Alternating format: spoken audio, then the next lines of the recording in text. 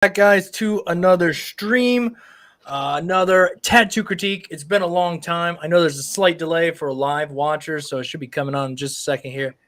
So I will give it just a second. All right, Sean. All right, guys. Again, thank you for coming back to another tattoo critique live stream here with me and Andy and all of you just hanging out. We're going to take a look at some of your work. If you're here and you're watching and you want to send some work in to be critiqued or, just to get a second set of eyeballs on there, I'm going to throw an email address at the bottom of the screen. That's artmesomething@gmail.com. We're taking emails now. We've been taking them for probably the last 30 minutes. I think we only have a few. So if you're out there and you're interested and you want to send them in, I don't think we're going to have any issue getting to majority of all the emails, if not them all. I mean, I'm not saying we have a lot right now, but they tend to trickle in. So if you get them in sooner than later, you're pretty much guaranteed at this point. But anyhow, again, there's an email scrolling at the bottom of the screen. And again, you can send your work in there. Here in about 5-10 minutes, me and Andy are going to jump over to the email address and start going through emails. And just, like we used to do, guys, it's been a while. What's it been, Andy? Like 6-7 weeks? It's probably about somewhere between, I would think, Dave, now actually it's somewhere between about 6 and 8 weeks. Yeah, 6 and 8 weeks.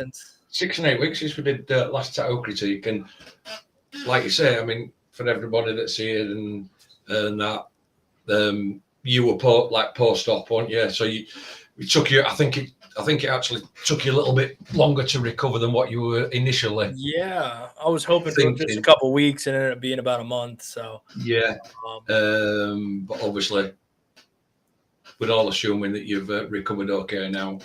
Yeah, I know I've done a few bullshit and banter ones on mine in between.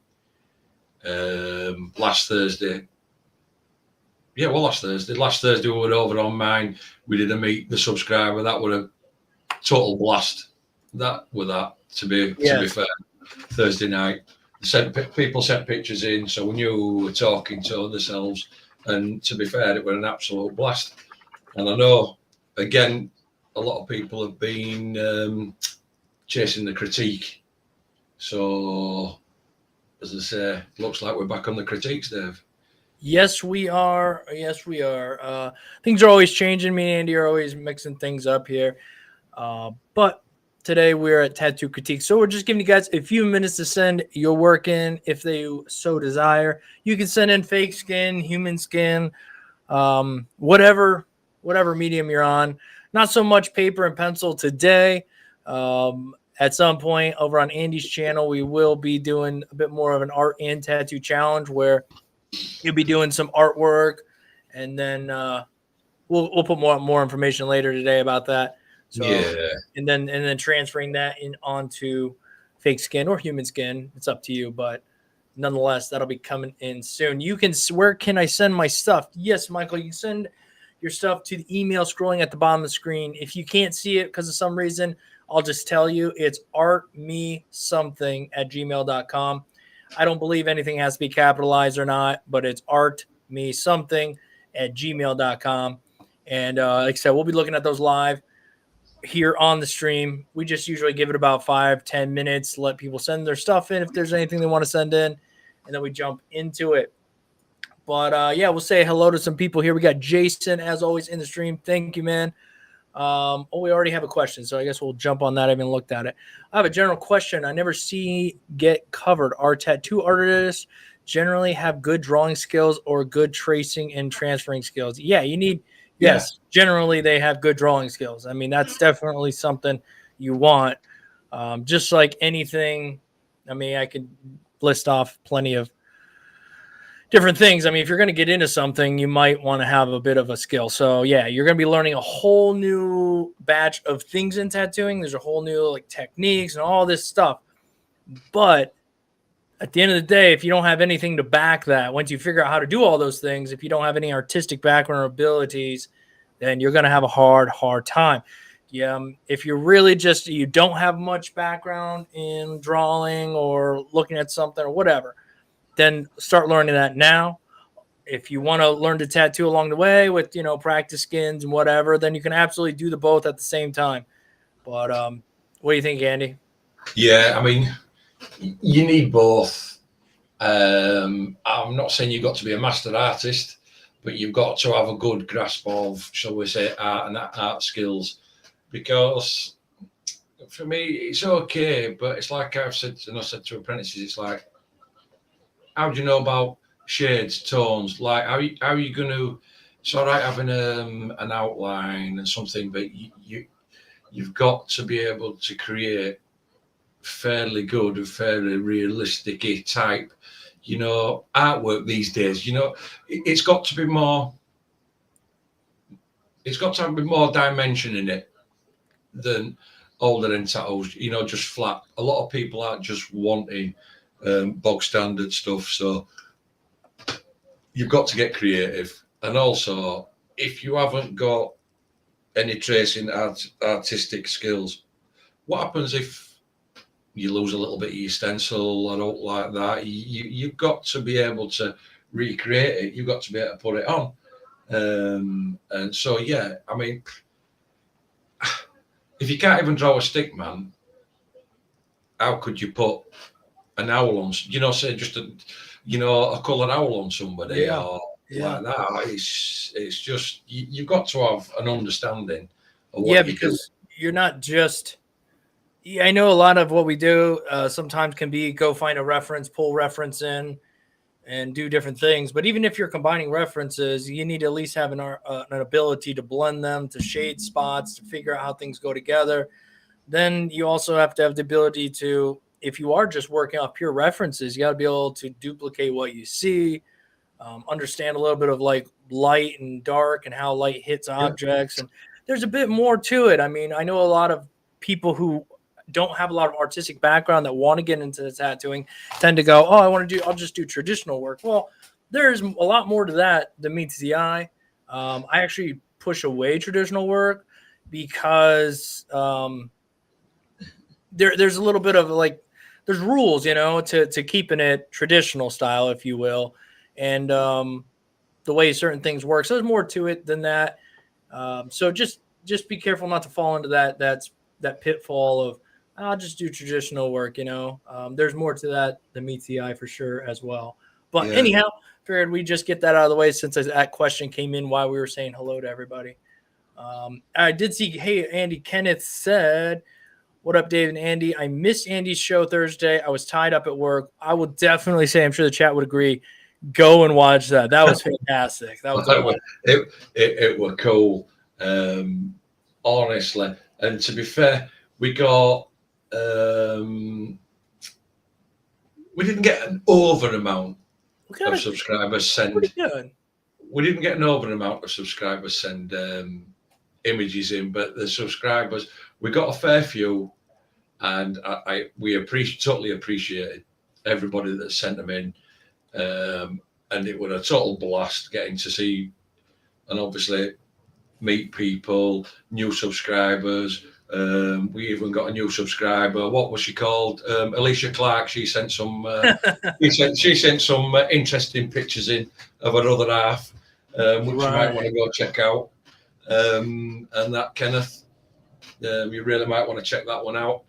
That's all I will say on that. But no, it would have total. And I mean, for me and Dave, it would have total riot, wasn't it?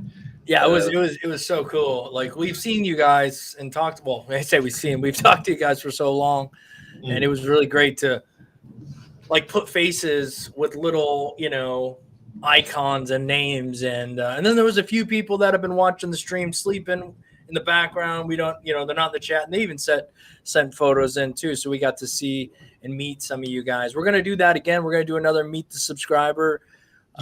Down the road here. We're definitely going to do a Halloween one as well. So it'll be fun. And we look forward to getting to see some more of you guys and sharing your stories with everybody else. So everybody else gets to know our community a little bit better, and definitely looking forward to it.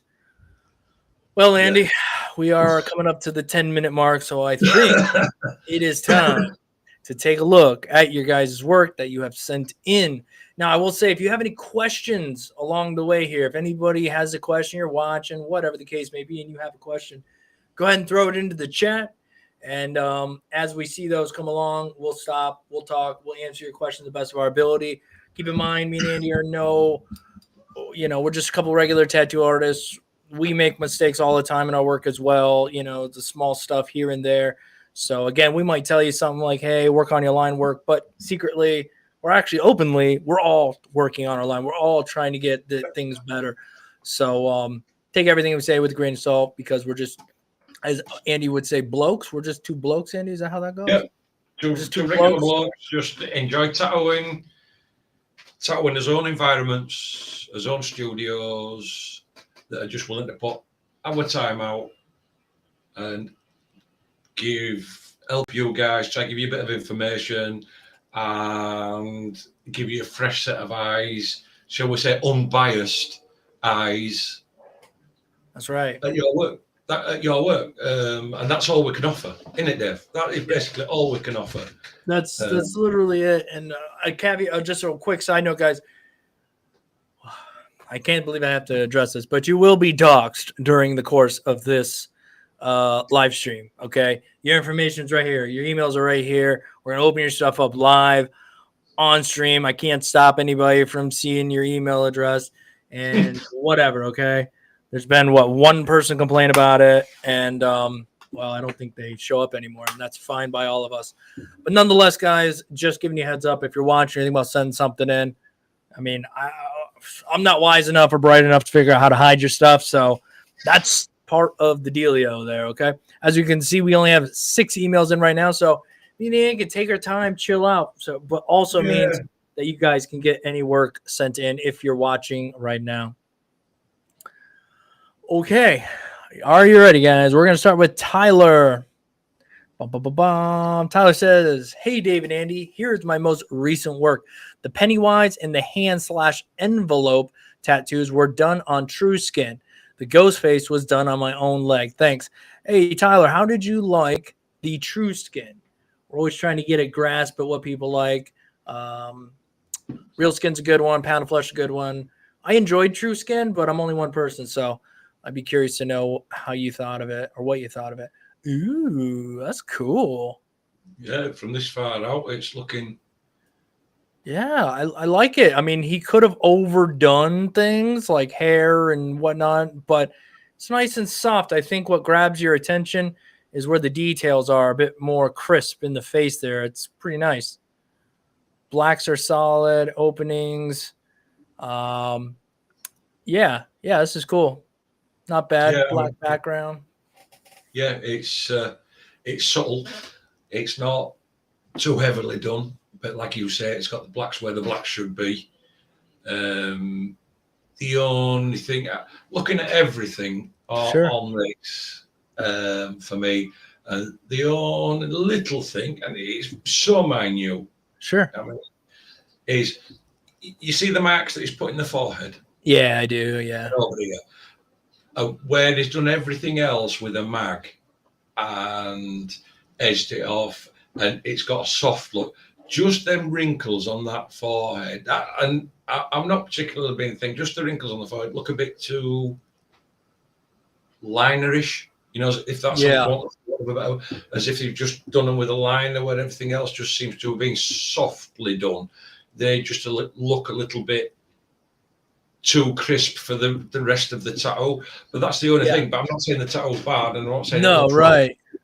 I'm just saying for how soft and gentle everything else is on it, they just looked a bit sharp and crisp. Yeah, and I like how he put a bit of softness around his head as well. It really pulls draws you into the face, even though there's a lot of forehead and there's technically a lot of hair. And you could do this a million different ways. So it's cool to see the particular way you did it here. Like I said, contrast is pretty solid. Even in the darks, we got air, breathing room here. Eyes look good. Yeah, I think this is a solid piece on some fake skin. Got some good saturation. I like your strokes here are nice. Yeah, all in all, man, if aside from what Andy said, I think that anything I would say here would all be like personal preference, how you might render this piece or whatnot. But I dig it. I dig it. Yeah, like I said, I mean, don't get me wrong. If it was on human skin and it looked like this, your client would have no problem walking away and being totally happy, Yeah, with what they got. Don't get me wrong at that. definitely. So we got Josh says that looks cool. Let's see, James, good contrast. I agree, man. Perry, I like it. Davey, noise. Jason, very noise. Um, what's we got here? Smoke says, I like the eyes. I thought they were done well. I agree. I agree. Yes. It kind of looks like he's glancing over a little bit there, which kind of works. Even the really, really light shading in the teeth, just to give it, the nose is shaded well, the lips. There's not a ton. This allows you to get some really nice contrast in here. You did a nice job. So let's see what we got next. All right, got a little hand on envelope. Line work looks nice and crispy. Nice. Yeah. Yeah, I like the little way he shaded the envelope here. Yeah, I like this. I like this as well. Solid, man. I don't know what you think. Anything that? Yeah, I mean, is that as far as you can zoom in, Dave? Oh no, we can go further if you'd like. Yeah, just a little bit smaller on my screen. That's all. Oh, that's right. That's right. I'm sorry. But yeah, I mean, lining looks. You look at line around that envelope. Nice. You know what I mean? It's super saturated. And then you move down to the hand. Yeah. You look at that. I mean, the outline around the hand, it's sculpted in. It's not like a one-line passing. That if you look at it, because that line it tapers, comes in, tapers, comes out, and comes round. It's nice. It's clean. Totally readable. It's looking cool as hell. Line, like I say, great. Love it. Super clean. The last art bender says, when I see straight lines, I tear up a little. I want it so bad. That's that's getting control behind your machine, machine angle, movements, knowing where to start and stop, and how to connecting lines. A lot of things you can practice on fake skin. But as we always say, remember, when you get to human skin, things are different. But a lot of the things you learn here on fake skin will transfer over. Needle depth and all that, that's debatable. But still, you can tell working on fake skin, you can see a saturated line and go, okay, that's how the line's supposed to look. So when you go on fake skin and you run that line kind of light, you go, all right, well, I know that it's not supposed to look like that. Anyhow, just things you learn along the way. Hey, Smoke says fingers look like fingers. Yep. Yeah. Dude, they're challenged, This is pretty decent. Work here. Give the stream a like, guys. Yes, Andy is preaching. Give the stream a like. If there's people here, we got 38 people. Shoot. How many likes we got? 16. All right, we're doing good. That's how I feel about circles. Yeah, circles, man. That's why I always think when you're designing something, is there a way I can break this circle up? If something can intersect it, if you can, always try not to shoot yourself in the foot. Yeah, circles suck. They do. To be fair, I actually don't like hearts either because they're kind of like two little half circles that have to be symmetrical. I don't like them. Yeah. I don't like them either, Dave. So you're not on your own, and especially if it's if you've got to do a heart on somebody, it's just a line and a line, and there's no colouring in it. If it's just an outlined heart. Yeah. There's nothing. You got to really take your time.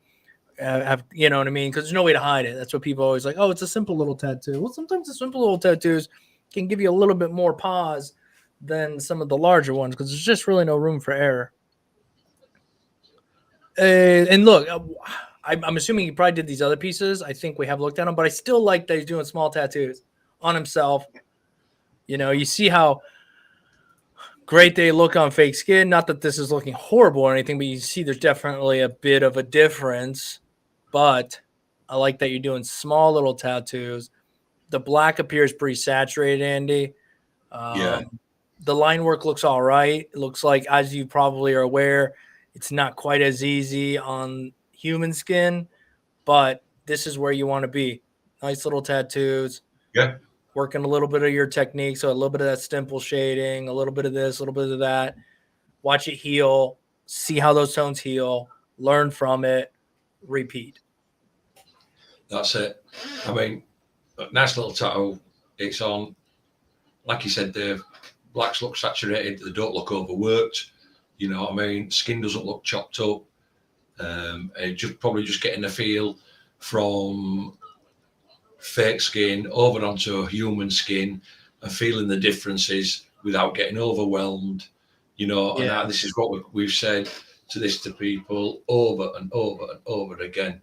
When you get onto human skin, don't start off with stuff like this, because it's not exactly the same as being on fake skin. So you can get overwhelmed, and it quickly become out of control. So you start off like that on human skin, like Tyler has. Start like that and gradually work your way up. That way, then you got less chance of the tattoo getting out of control. You're honing your skills in. You're keeping it small. You're keeping it real. Yeah, And you're just expanding and expanding. Expand your knowledge, and as you expand your knowledge, expand the size of the tattoo. right. And again, you can do this is adequate size for some fake skin work.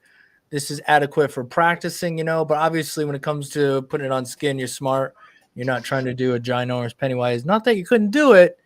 It's just good to practice that. But then when the time actually comes, do something small. Give yourself plenty more surface area to keep working. But hey, nice work, man. All right, Bradley. What's up, Bradley? It's all right.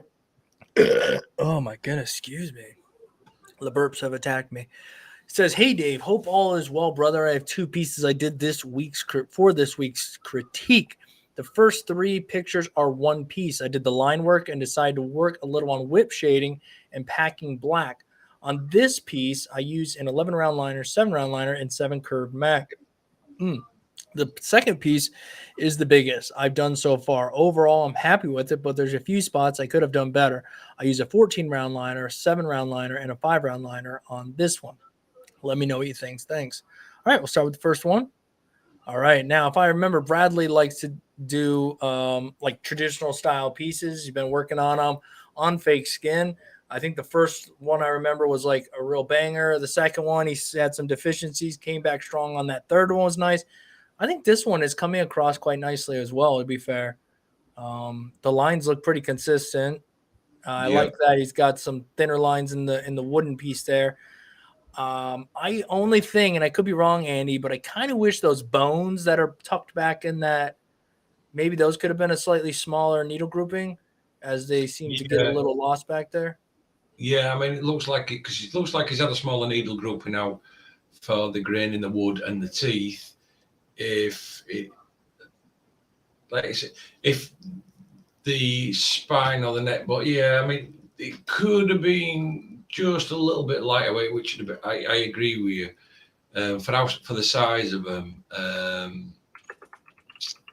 there could have been a little bit, smaller line weight on it.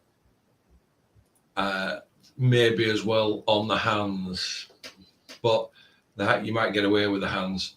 But other than that, the line work, the line weight, everything, is of good saturation. Oh yeah. And that there's nothing, shall we say, too obvious that stands out saying it's wrong, it's crap, or anything. I think it looks good, man. It really does. So from that point of view, he's nailed it. But it's like with them bones in the background. That's just a little bit of experience, a little bit of messing around. It will realize stuff like this. Yeah, for sure. Let's take a look. He did some whip shading. Oh, that's not bad. I see we got what he's got going on here. Mm-hmm. Yeah, you could probably even bring a little bit more of that down, just a little bit more. So, and a little bit more of it. You know what I mean? Like it kind of looks very one spotted. Boom, boom, boom, boom, boom, boom. If you kind of move your hand around, it won't look like two mag drags. You know what I mean? Yeah. but he's got the technique going along there pretty decent. Just maybe a little bit more of it, so it doesn't appear that it's coming off of two main spots dragged down. But that black's pretty saturated, all right. As like well. I said, the black's in, or maybe even try and run his hand a little bit lighter and just drag, but then drag all the way down. But then when you do it again, then if you want it to gradate from that, drag half the way down. Do you know what I mean? Only drag so far down and whip out. Drag so far. Don't keep going to the bottom all the time. Otherwise, the more passes, even though you're doing dots, the more passes, them dots, them spaces in between, the more passes you do, them spaces in between will get filled up with dots and it will eventually end up solid. Yes. Yep. Especially if you just whip this down to about halfway, a little bit more. Boom, boom, boom, boom, boom, boom, boom. Yeah, but again, you're practicing that. So you're going to find all these things out as well along the way. And then maybe just fill it over a little bit. It feels like this is a little empty right in this area. But cool, man. Let's see what you got next. Oh, I see. So he's just practicing the whip shading and then blacked it out. That's a great way to practice as well. Looks like you might have got a little bit of tearing going on here. Obviously, you know what that's about. Overworking the fake skin, maybe. But, yeah, it's heavily saturated. The black is pretty solid. Lines are good, you know. Yeah, they can't see no holidays in it or anything. So it's like you said, pretty much saturated. Yeah. All looks good. All right, let's see what we got next. We got a little, what is this, some sort of Egyptian cat thing. Again, those bold lines are looking very crisp and very solid. Which is great that you've started there, and now you've gone with a smaller needle grouping, which is a bit harder to work with in comparison to a smaller needle grouping, harder to hide. You can't really go over them a bunch of times, and it shows a little more wobble. And just because you're practicing, I would definitely take my time to probably try to make these lines as, you know, perfect as you can. Every one. I like that these cross lines across here, across the waist, are nice and solid. I think what Andy is probably going to hit you on is the connecting lines. I mean, if your lines are connecting, they're connecting. You know what I mean? Make sure they touch. And you can just see where some of the, shall we say, some of the lines are really well saturated. Some of them are just a little bit lighter in the skin, you know, and that, whereas you just haven't got the pressure in the application, you know, exactly the same. And what I would say here as well is, especially on the trouser section, you know, the two fatter lines that come down the outside, they're just not quite as crisp and as well done as what they were on the previous one that we've just seen. They look a bit, I don't know, look a bit light, a little bit inconsistent coming down there. But like I said, overall, everything is okay on it. Just a couple of little areas that you just got to pick up on connecting lines. If they're going to start and stop, make sure they start and stop on the line and not cross either. Right. And just make sure that if your lines should be solid, if your lines should be a solid black, make sure that they are solid black, and they're not of, how can you put it? Don't look like they've got two tones as you're running down it. Right.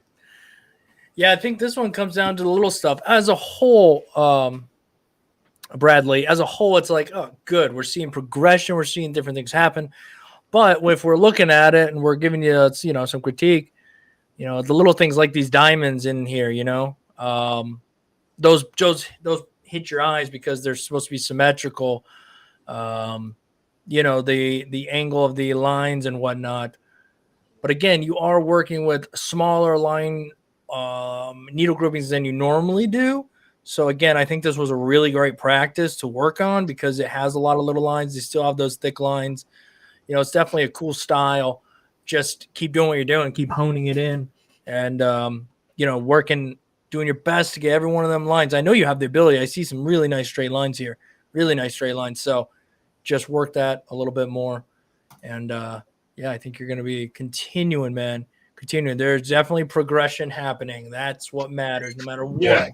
As long as there's progression, that's it. All right.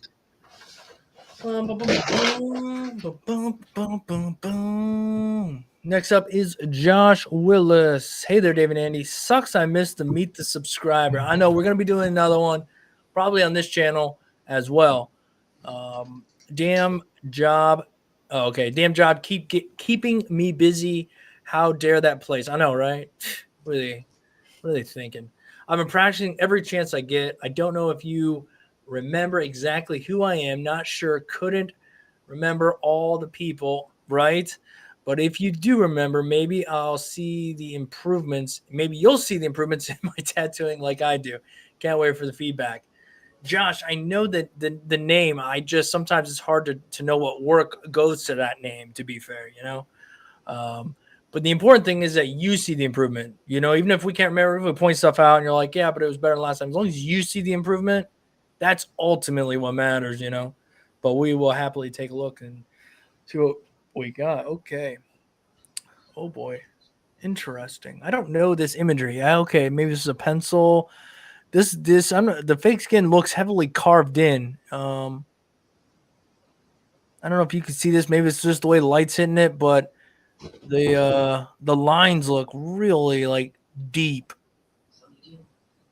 Yeah, the one across the top of the machine. Yeah, is chopped. That's chopped through. Yeah, definitely use a different needle grouping. This needle grouping is giving you a hard time. Prison tattoo. Yeah. Oh, okay, so it's tattoo of a prison tattoo machine. I see. That makes a bit more sense now. But still, man, I would if I were you, I would try. There's some decent lines here, no doubt. But I think what's going to help you a lot is to go with a larger needle grouping and you're going to get a smoother, better feel for lining, in my opinion. And then you can slowly back that down to maybe something a little bit smaller and start honing that in, just looking at it. And then as far as the red goes, it's not really quite saturated, even though it looks like it is. Also, packing color and fake skin can be weird at times, but I'm not digging it. I'm not exactly sure what I am looking at here underneath this. I'm not really sure, and it might be because I don't understand it, what this is here either. But nonetheless, there are some really nice lines up here in the Willis. So it tells me you kind of have a gist of this lining stuff. Well, that's good, but it looks like in some of these, it's just really carving. I don't know. What do you think, Andy? Yeah, I mean, I'm pretty much with you. Just 1 minute there because got a lot of shit in my eye, so you're all going to have to excuse me tonight because I'm going to have to put my specs on. No, you're good. I'm going to answer a question here real quick. Jacob says, how do I submit a tattoo? Email, scroll at the bottom of the screen, armysomething@gmail.com. That's all. Yeah, I mean, I'm pretty much I mean, I'll go through the lining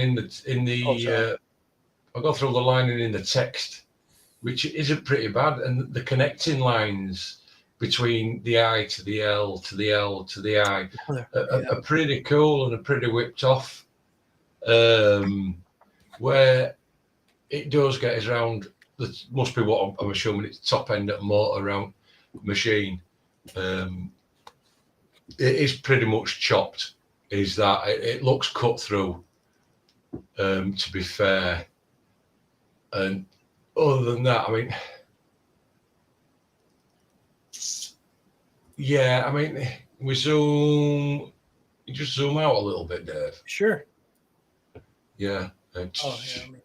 Yeah, I mean, the actual patch under that red patch, other than not knowing what it is, I can see that there is a few holidays. It's not really packed 100%.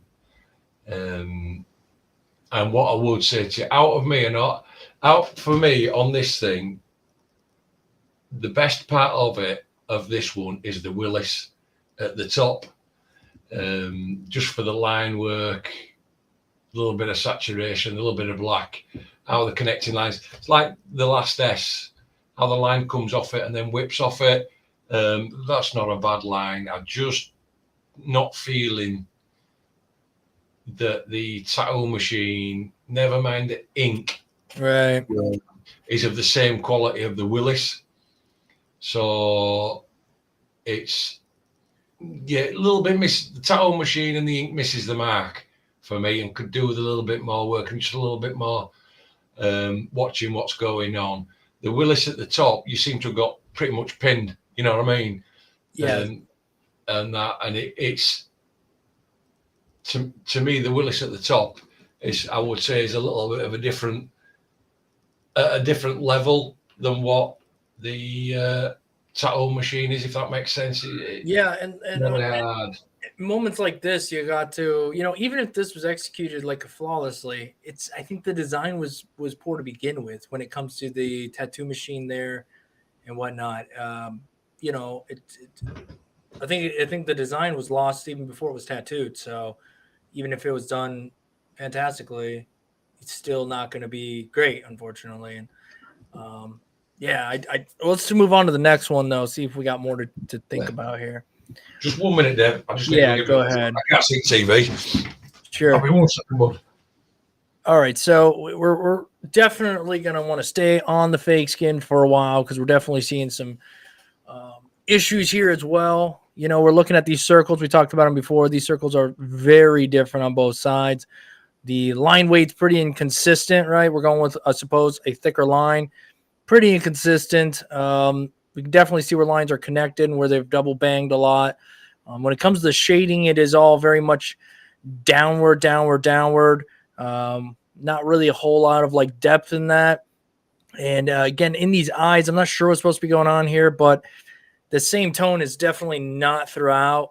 There's parts that are outside the lines here. Some of these lines are pretty decent. So it's like you get one, you lose one. When it comes to shading, it's just not really making a lot of sense. So the shading in a lot of ways should help define things, And here it just kind of seems a bit haphazard. This worm is pretty much the same tone as everything else. The eyes might be slightly darker. The lines are hit or miss. You're still in that phase where you're trying to figure out and get comfortable and hit a smooth line.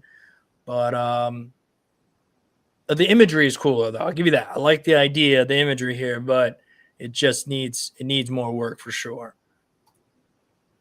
Okay, well, here we go. Yeah, if we look up here at these fingers here, there are just so many times gone over this area and the packing and whatnot here. The shading again is just, I don't know what your artistic background, your drawing background or whatever it is, but it's not coming across in this piece, unfortunately. You got lost in all this rope lining here. None of it's really consistent or shaped. I'll say the black hair is extremely saturated, so that is good. But again, aside from that, I can't tell what's going on in this nose. I know it's a nose because I can see a little bit of it. I'm assuming it's a mouth. We just got to be honest at times here. And these pieces, at least you're on fake skin, practicing on fake skin. That is really good. Definitely keep honing your skills there. But I think you're just doing way too much. None of this is necessary. Even though you might like the imagery and you want to tattoo it, it's just not necessary. I would just do some small stuff. Fill this thing up with small pieces. Get clean lines every time. Different line weights. Pack some areas of black. Tattoo a sphere and shade the circle, and try to get smoother and smoother and just keep doing that. Because this is chewed up fake skin where it is in. So definitely keep working at it, Josh. I am glad appreciate you having the cojones to send stuff in and take a critique. But yeah, definitely. If you see improvement, that is good, man. But keep at it again. Smaller things, hone small things, and the small things will expand. All right. Thank you, Josh. So appreciate you sending them in. Perry. Hey, Perry. Let me see what the chat. Bye-bye. Baby steps. Yes. Yeah, I won't be doing fingers again for a while. I'm self-taught with drawing only for about a year. Yeah, and that drawing is going to, like we talked about at the beginning of this stream, your drawing abilities are going to be what stops you. All right? You got to learn techniques, which you still got a long way to go there too, and that's okay. But then the drawing also has to move along with it, or it's not going to work out. So definitely keep working at it, but take a step back. Start smaller, baby steps, baby steps. As Smoke's saying, um, Jason understands where you're coming. Everyone understands exactly where you're coming from, but at the same time, we got to know. Um, do you think I should ride the tube even though it's not the best habit for me? It makes a mess with the ink. That's gonna be up to you and how you practice it both. See what works. In human skin, you gotta be careful. You gotta be careful. If you were riding the tube, maybe for a really long line, keep in mind every single part of the skin is going to change the depth that blows the line out, the thickness of the skin, yada yada. So I wouldn't get totally comfortable riding the skin and fake skin, because then when you go to human skin, that could be a real deficiency there. Get comfortable trying to keep positive identification on the points of those needles or the needle itself. So anyhow, all right. Perry says, "Hey guys, here's my first attempt at stipple shading. I used a 5-round liner on a CNC Q2 at 5 volts. That seems like a solid voltage for stipple shading. I know the lining needs some work, and I'll be finishing that off tonight. Have also attached some artwork from my wall that seemed to grab your attention the other night." Oh, right on. We'll start with that. Cool. Let's have that. I know which one it was going to come up. Yeah. I like this. That is cool. I like this. This is, this would up on wall and could sort of like see it in black and white. I think it was. I can't remember if it was black and white. Might have been in color. Color was just blurry. It was hard to see. But yeah, I think we all commented on this, if you remember, on Thursday night. It was such a good piece. And to be honest, mate, I'm glad he's actually sent it in so we can actually see it up close. Yeah. It is a cool piece. Yeah, it is a cool piece. I wonder if this is, is that your work or is that just like a piece you have there, Perry? No, I think it's his work. Oh, that's even cooler then. Wonder what that's on. Yeah, if I'm sure, because wonder what he used for that, markers or is this on fake skin? I don't think this is on fake skin. No, it doesn't look like ink by any means. Watch, if it is, I bought it. Okay, that's what I thought. Because it had a signature at the bottom that didn't look like Perry. It looked like maybe like a Jeff or something. But it's super cool, dude. Oh, Perry, I thought we all work, man. Now Andy's like, it sucks. I don't like it anymore. All right, let's come in here and take a look. Kind of scroll through this bad layer right here. All right. There's a lot of stippling going on in here. So I'm assuming where this darkness is, to me anyhow, it doesn't look like it's saturated black. It looks like it's just like stippled with a dark tone. Because if all these black areas were supposed to be black, they don't look saturated black. And like you said, you already admitted to the lining's a little bit here and there, but it's not too bad. It just needs a little bit of more fine tuning. I know that Andy is a stickler with his butterfly, so I know he's going to get you on these. Yep. So I'll let you take it away on that one, Andy, and we'll circle back around to the stippling. Yeah, you knew where I was going to go down. I tell you, it's same as everything else. It is a cool butterfly concept, though. Butterflies are symmetrical, and straight away, you picked up on it there. The two sections, the two fatter sections in the lower leaves. One comes down, it's got a rounded corner and a rounded corner. Other one is square pointed. You just wouldn't get it, especially on a flat butterfly like this. If you got one wing down and one with another wing up, they'd still have the same shapes, still be symmetrical. Just that one being a different perspective, right, to the other. But you wouldn't go from round sections to angular sections round it. I mean, looking at the top, you got 1, 2, 3, 4, 1, 2, 3, 4, pretty much the same. Yep. The center section's pretty much the same. But the big one, like you said, spotted it straight away, is on the lower leaves, them two larger sections that come down. One's all rounded, one's angular. you wouldn't get it. You just wouldn't get it. Yeah. And then like I'd say, as far as the black goes, again, I'd love, Perry, if you're in the chat, if you want to let us know, were you stippling some of this and then other parts were saturated black? Because some of these spots look like they were meant to be saturated black, and we really got to take your time in saturating black all the way up to the edges. Excuse the heck out of me again, because that's key. Getting that black all the way up to the lines, full saturating it. It can be hard to get that saturation just as saturated as that line, but that's kind of the goal.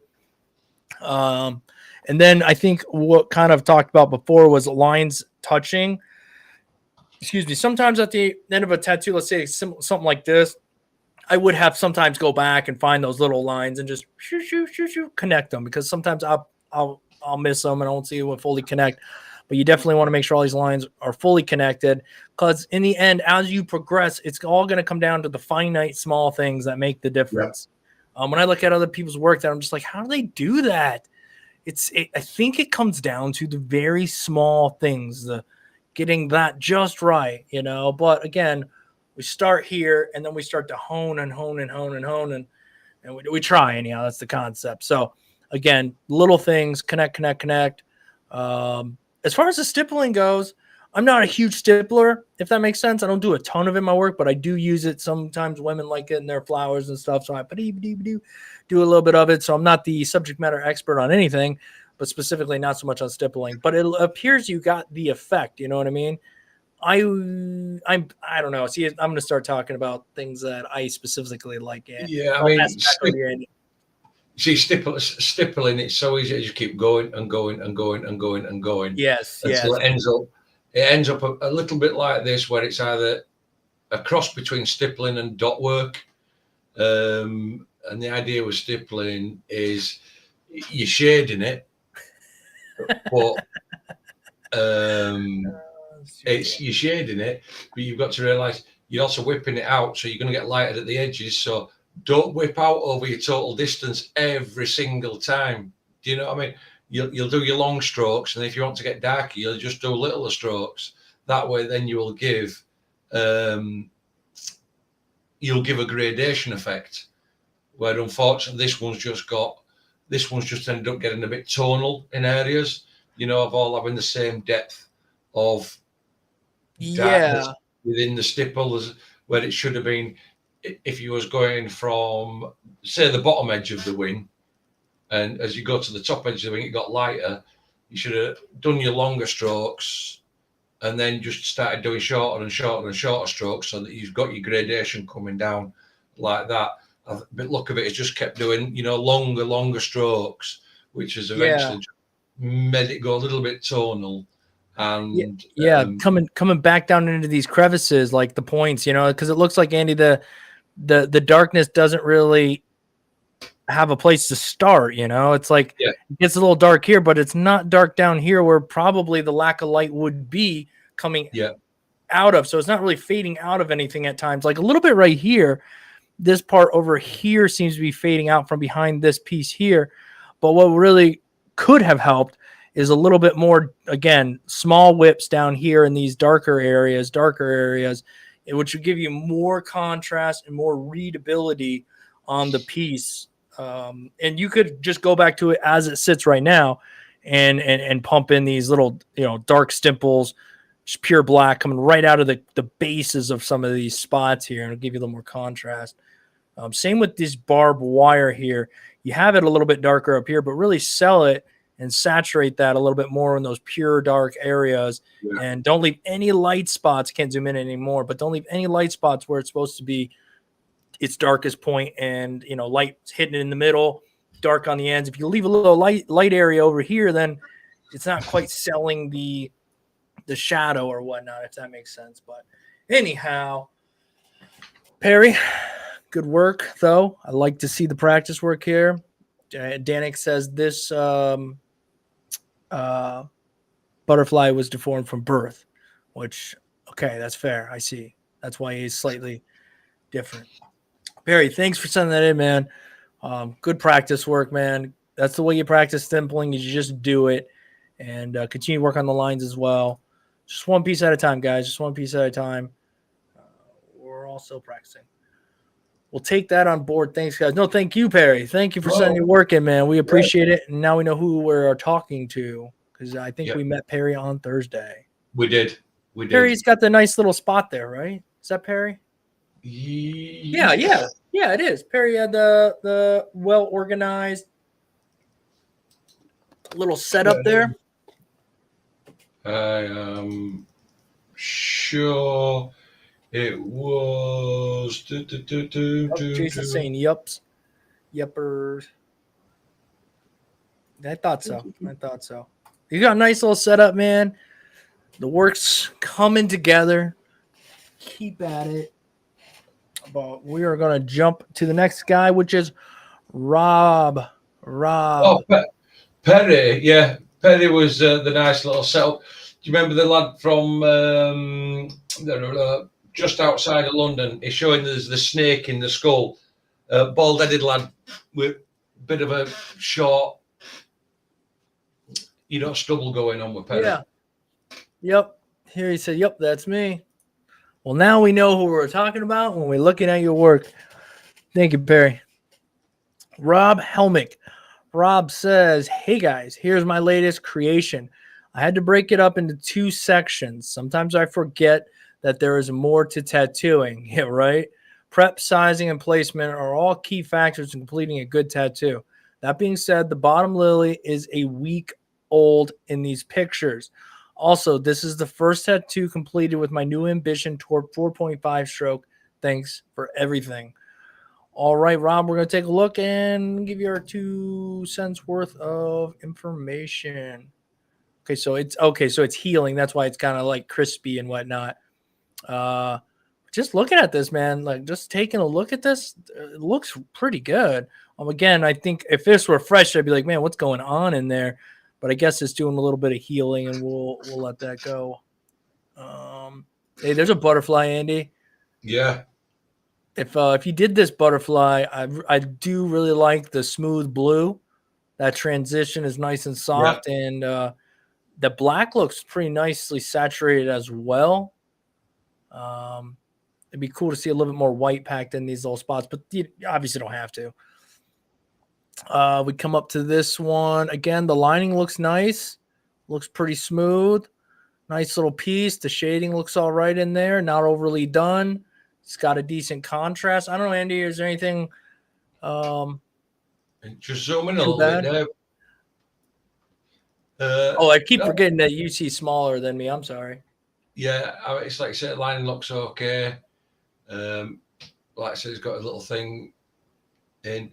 Maybe just, again, from artistic point of view, I know you shaded from the back of the leaf on the lily outwards. Sometimes also think about maybe putting a little bit from the front or in the centre backwards. That's how sometimes lilies look. But no, I mean, generally, it's not looking too bad at all. It's not too. Again, with you, the butterflies looking. The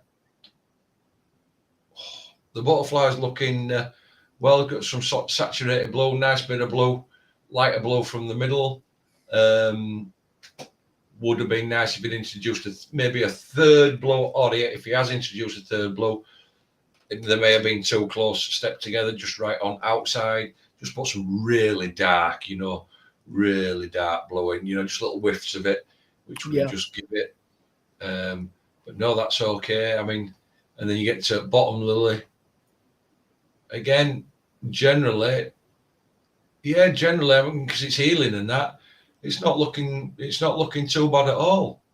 Yeah. To be fair, I mean, bit of line work doesn't look bad at all. Little bit of composition just doesn't look bad at all. Yeah, I think it looks pretty nice on her arm there. It's like, yeah, all right, composition wise, nothing out of this world, Oh, here it goes, comes around. Yep. I think this is the one that's healing. So again, it's kind of hard to tell what is going on in some spots because of I'm assuming the healing. So I can't really talk too much about it. personally. I mean, it's kind of hard to read a healing at. Yep, ends at leaves. You look at ends at leaves, all come to a nice point. Like they've been designed to come to a nice point, and everything. So, all right. Everything's looking fairly good. Like I said, leaves again, top one, all nicely pointed off, not crossed over. Lines all seem to be, joining each other. I can't see, looking down this single line of, shall we say, stem up towards these leaves. The ends of the leaves aren't crossing over on them, where they're touching. Yeah, I generally think it's not a bad job. Not a bad job at all. Yeah, definitely agree, Andy. Then we got the final pieces around the back here. Again, you can tell this one's still healing. Yeah. Even these little lines here, without getting, excuse me, too close, thin lines. You can see where you've maybe picked up or put down, but it's minimal. It's minimal, and that's what you're trying to do. Just kind of keep it as minimal as possible. Overall, I think it looks pretty good. Up here around the elbow can be a bit tricky at times. And then even wrapping an arm like that can be a little bit tricky as you're running lines and the skin changes as you move around. So overall, I'd say nice control there as well. So as a whole, Rob, looking good, man. I'd love to heal this one, see this one fully healed out. If you're willing to send it to us when it's fully healed, it'd be great too.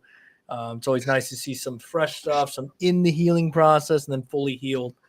But overall, nice stuff. It seems that machine's working out pretty nice for you. Hey, good luck tomorrow, Jason. Take your time, man. Take your time. Be in no rush. Yeah. Be in no rush. Okay, we got Michael's up next. This is a piece I am working myself. First time I have tattooed myself. I have to say it is much different tattooing your own leg. It is, yeah. But there's a lot of things you can do. You can like feel what's going on as well. I think it's a little bit easier, in my opinion, in the beginning to tattoo yourself because, you can tell kind of when the needle's at that right depth. You can't always tell on another human being at first. It takes time to like know and whatnot. So nonetheless, let's take a look. Usually tell people to do small pieces in the beginning. This looks kind of big. But we'll see what happens. Let's take a look. We'll start with this one and then we'll go to the next one. Okay. I don't know if they went back over this. This looks like it's healing or something. Looks like they did some color work in here, but it's looking a little muddy unless they went over top of some black or something, but it looks a little muddy in some spots here. Not really sure what happened there. Some of them red areas, I don't know where it's, and a bit of that purple there. Look, shall we say a little bit overworked. And especially up towards the very first one up the left-hand side. They look a little bit chopped up in areas, I'll be honest. Yeah. Yeah. You can see it, that first one on the left there, Dave, that tiny little one there. Yeah, it's looking looks a bit brutal. Looks a bit brutally done. Does that. Might have overdone that in a bit.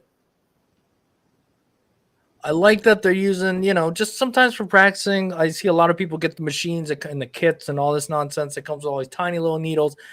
And they're trying to use these tiny needles and they're so hard to control and they just cut like butter. So I do like that you're using a larger needle grouping. And so that's a plus. Some of these lines are quite nice and smooth and curled and what have you. And others, like when we're just doing these lines that are just like inside, just giving flow, a lot of times we don't give them as much attention or thought as maybe let them sort of whip out at the end a little bit, thin them out as they come. Again, it's kind of like a movement line or whatnot, if you call it that. And some of these are just a really kind of thick and they look a little overworked in some spots. I think parts of this are healed, obviously, and other parts are fresh. It says it's healing. Yeah, okay. You can see that parts are healing, parts are fresh. A lot of this gray is all very monotone, though, so you're getting like a one tone throughout it. Yeah. Maybe you mix a little of a second tone, but I think that you're going to want to Black. Probably put a little, put some black in some of these spots. Not completely black, but this is really dark in here. Put some black in there. Put some black.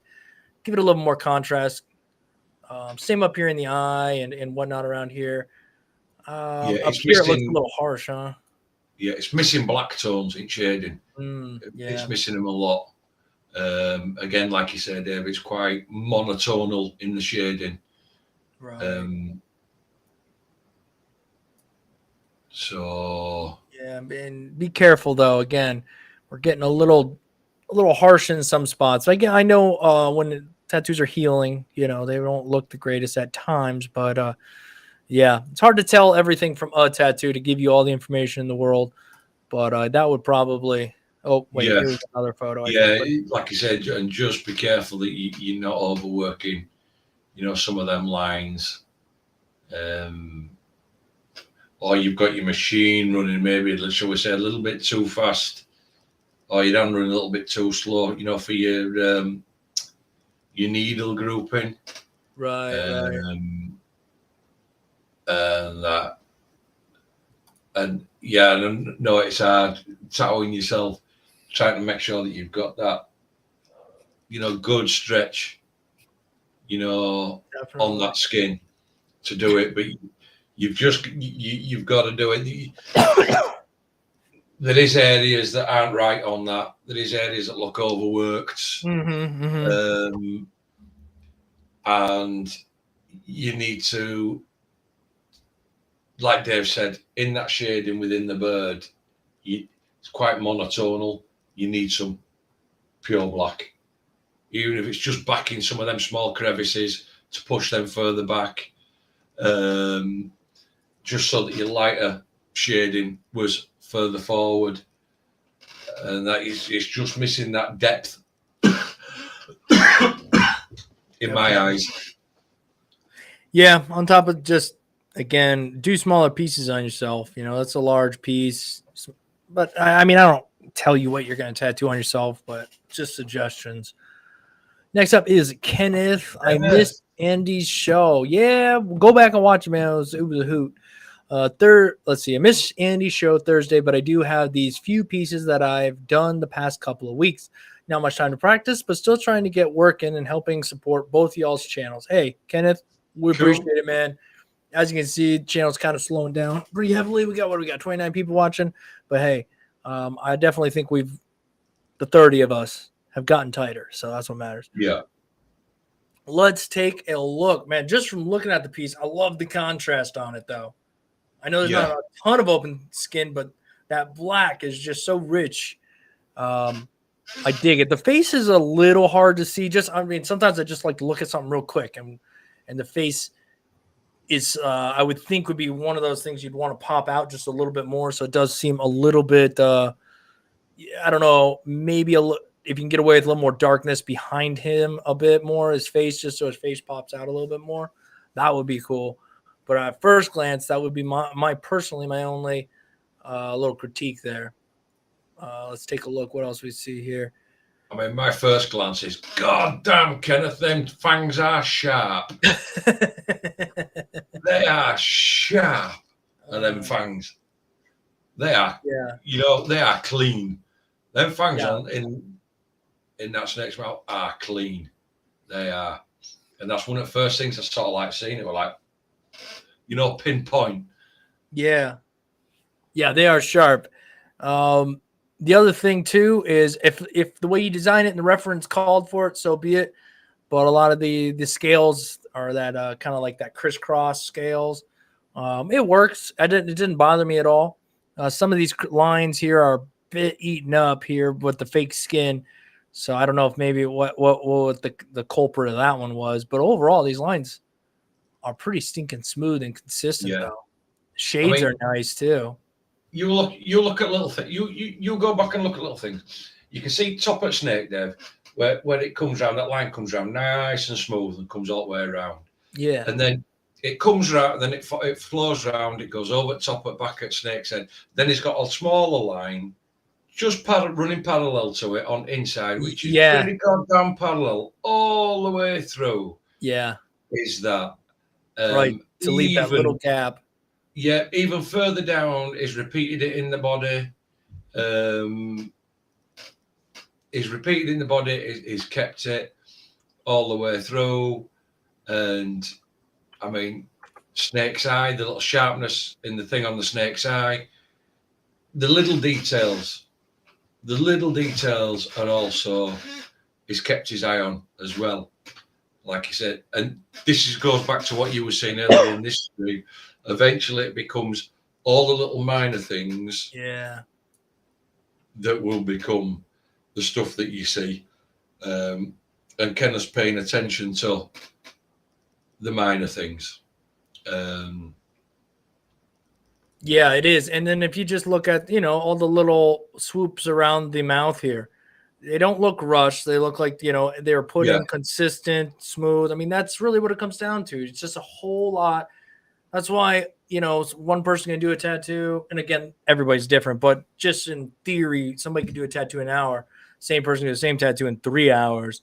But you think, why? Why does it take them so long? Well, it's probably going to come out a little bit better because they're taking their time. They're focusing on every one of those little things. Because I know in my work at the end, I always go back and think, oh man, I wish I would have just taken a little bit longer in that one spot. I wish I would have just done a little bit more in that spot. And if you tell yourself that enough and you critique yourself enough, then maybe the next time around you'll listen to yourself. Be like, no, I need to go back. I need to take that extra little bit of time. I mean, I agree. There's a comment here. I agree with that. It's very well done. But when you zoom out, it just takes. I know it was a snake straight away. It just took out a little bit of time to work where the back of the head was. Right. Just that little bit more separation, whether it been done with darks or whether it been done with lights, or a combination of both, just across the back of the head, would have made it a lot easier just to read the back of the head, because the jaw is fine where it pokes out and everything it protrudes out. It's just because most of the head comes up into the snake's body. It's just a little bit. The tones are so close together, or there's not enough separation between it, and that's just. I agree there. It's just been nice, and I think you actually said so. There, just a little bit more separation, so it was a little bit easier to read. Yeah, I mean that would probably, if there was like a thing to say, it would probably be that. That pretty much. Aside from that, I think it's wow. Oh, nice. Wow, this is beautiful. To be quite honest, I mean, in my opinion, just looking at it right here, I love that's the tone of shading that was used in the top and bottom behind the ship, because it's not black. That's an actual tone, which was very smart. The lining in that little, I'll be zooming in a little bit on this for you guys. The lining down here is just very nice. Love the shading going on here. That's how you want it. You see that? I'm gonna zoom in just for purposes. Black right here, around here, because it's dark under there, and then it comes out with another tone. Boom, shading it out. Light hits it. Hypothetically. Lovely. Dark back here. And a lot of this is shaded, in a certain manner. Obviously, that's good. Got the dark in there, even around the rope here. Very dark on the sides. Lights hitting it from the center, and it reads well. Yeah, I mean, just going to think. Zoom back in there for us, please. Sure. Where would you like? Right here? Just that'll do. Okay. Look at the rigging. The rigging is a smaller needle. Use a smaller needle. Spent his time. I know it's only simple. It's lines going down, lines going across, but use a smaller liner. The planks on the ship, how nice they look. Yeah. The skull, and everything. And again, you zoom back out away from this one. You've got, like I say, the shading in the sails, all nice and even, nice and smooth. That background that comes down from the top, that's like a grey, is really nice. And then when it comes up from the bottom, there, it starts off with a little bit of black, and then goes up into a darker grey, into a lighter grey. It's slick. It's smooth. Look at the lines of the cloudage behind it, then solid black lines, nice and smooth, nice and in. They are drilled in. I'm looking at the mast coming down the back of the sails. It's all in line. we've seen them before, Dave, where you'll see stuff and it should be in line. One will be there, one will be over there, and then next one will be back over here. But it's not. It's in line. And other thing, you look at the sales, the left-hand side of the sales we're looking at, you look at all the curves, they're all parallel. They're all even. They all follow each other. Do you understand what I mean? 3 sales stacked from each other. Absolutely. Yeah. And then even if you come up here, it can be smart. You got to leave that little bit of gap here, you know, keeping your spacing between everything. Again, like you said, the rigging. So you can look at a piece and go, oh, well, that's because that's an easy, you know, simple, whatever mixture of traditional and whatever. But you know what? It's done well. And when it's done well, simple is not easy. No, it's not. And it's smartly crafted as well, again, in my opinion, because you left these clouds totally open, which gave separation from this darkness to the darkness here on these sails, you know, so it has different layers to it. Awesome. Nicely done. Again, it's the little things, the attention to detail. Like you said, like we've said, that the smoothness and the evenness in the wings and the skull at the bottom, the planks on the ship, the sails are all stacked in line with each other. That mast is all in line with each other. The rope, the little bit of shading up, the little bit of shading down, the negative space, the attention to detail has been spent on this piece, and it's paid off 1000% in my eyes. Absolutely. It's a lovely piece of work. And Kenneth, you don't, to be fair, mate, geese and a pat on back. It looks well. I like this piece. Keep it up, buddy. Keep it up. This is it's a nice piece. Yeah, good work, man. Very lovely. I'm glad to see you're liking the true skin stuff. Yeah. Because you're doing good stuff on that as well. Yeah. Awesome stuff, man. It just showed that attention to details makes a big difference. It really does. I have to remind myself all the time. I've been tattooing almost 1 year already. This is Amber. I've been tattooing almost 1 year already, mostly on fake skins. That's good. These are some of the most recent I've done. Okay, well, that's a lot. We try to keep it to 3 pieces. I should have said that in the beginning. I did not. All right, so we're going to buzz kind of quickly through them because there's a lot of them here. But we won't go too fast. I'd say Andy, for me on this, the lining is pretty consistent. Yeah. While the shading is not quite as much, I like that they're using different tones and they are putting different shades here and there. But for me, when it comes, let's take this flower, for instance, if you're packing black down here, really pack it all the way from line to line, you know, and bring it up out of there, because it doesn't have, in my opinion, it doesn't have to be 100% realistic with no lines. It's just when you're down in the black, saturate those areas, you know, really blacken them out and give more contrast to the area. Because, that'd probably be my biggest thing here. And also over here as well, you do these little shade spots, but don't be afraid to take that darker shade and move it out a little bit more. Move it out a little bit more. That comes a little bit more, I think, with the artistic background. You're getting a little more drawing in there as well, because the lines aren't too bad, to be fair. But anyhow, Andy, that's my opinion. Yeah, I mean, the lines are the most promising feature in this. Like you say, the shading is a bit lackluster. It's a bit weak. It's not quite in places, and the transitions between the two. The rose, other than the line work, I'm not a fan of, because it's got a lot of going on in it within, e.g. leaves, fold over leaves, lines, this, that, and other.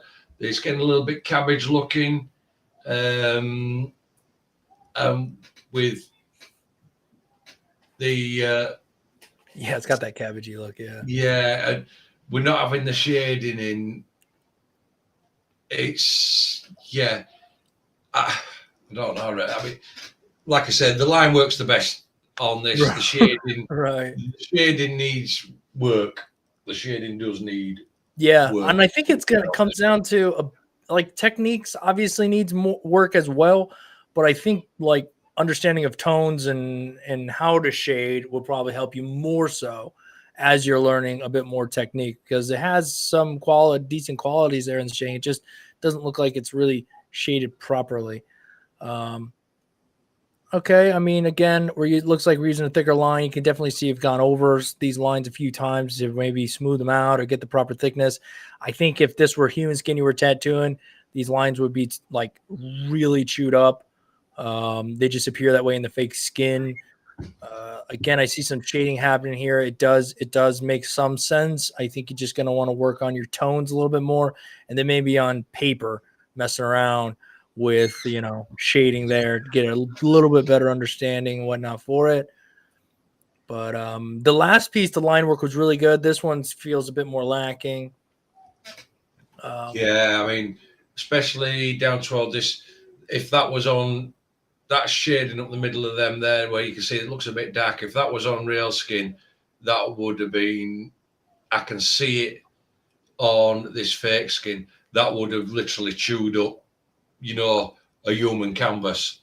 Would that going through? If that were on their skin, because I can even see that it's heavy on here.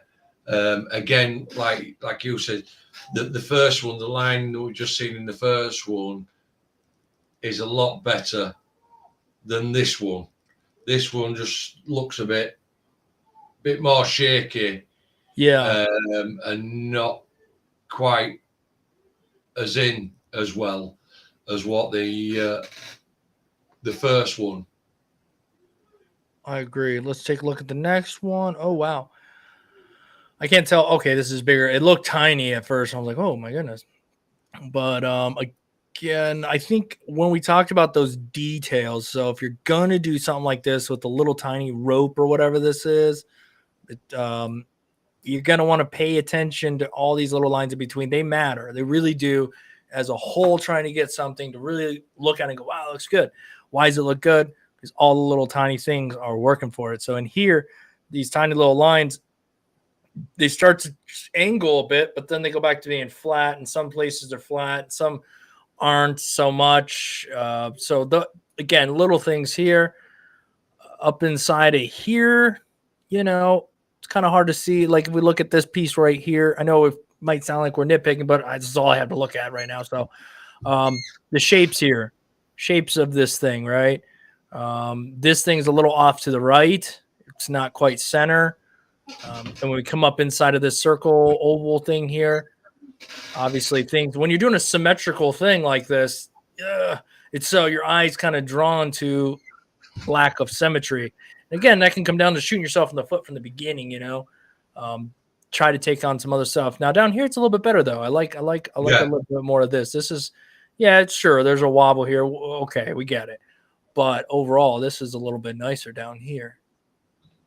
Yeah, it's detail. Like you said, the bottom half of the key, it's a lot more square, it's a lot more angle. It flows around a bit more. Just a couple of bits and bobs, like you say. Right. It's quite small, it's quite delicate. Is this, you're working with smaller things. Yeah. That you've just got to, like I say, just got to be really careful. I mean, on the whole, when you zoom away from it, it doesn't look bad at all. When you zoomed away from it, it's when you get really close and you get really close on top.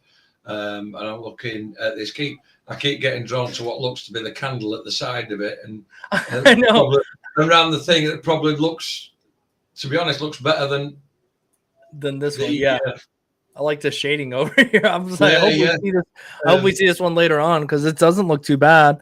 Lining looks okay. It looks like we've got some good improvement over here, but let's move on to the next one for the sake of time. Okay, so now we have one in the skin, and this is as far in as I can zoom, Andy.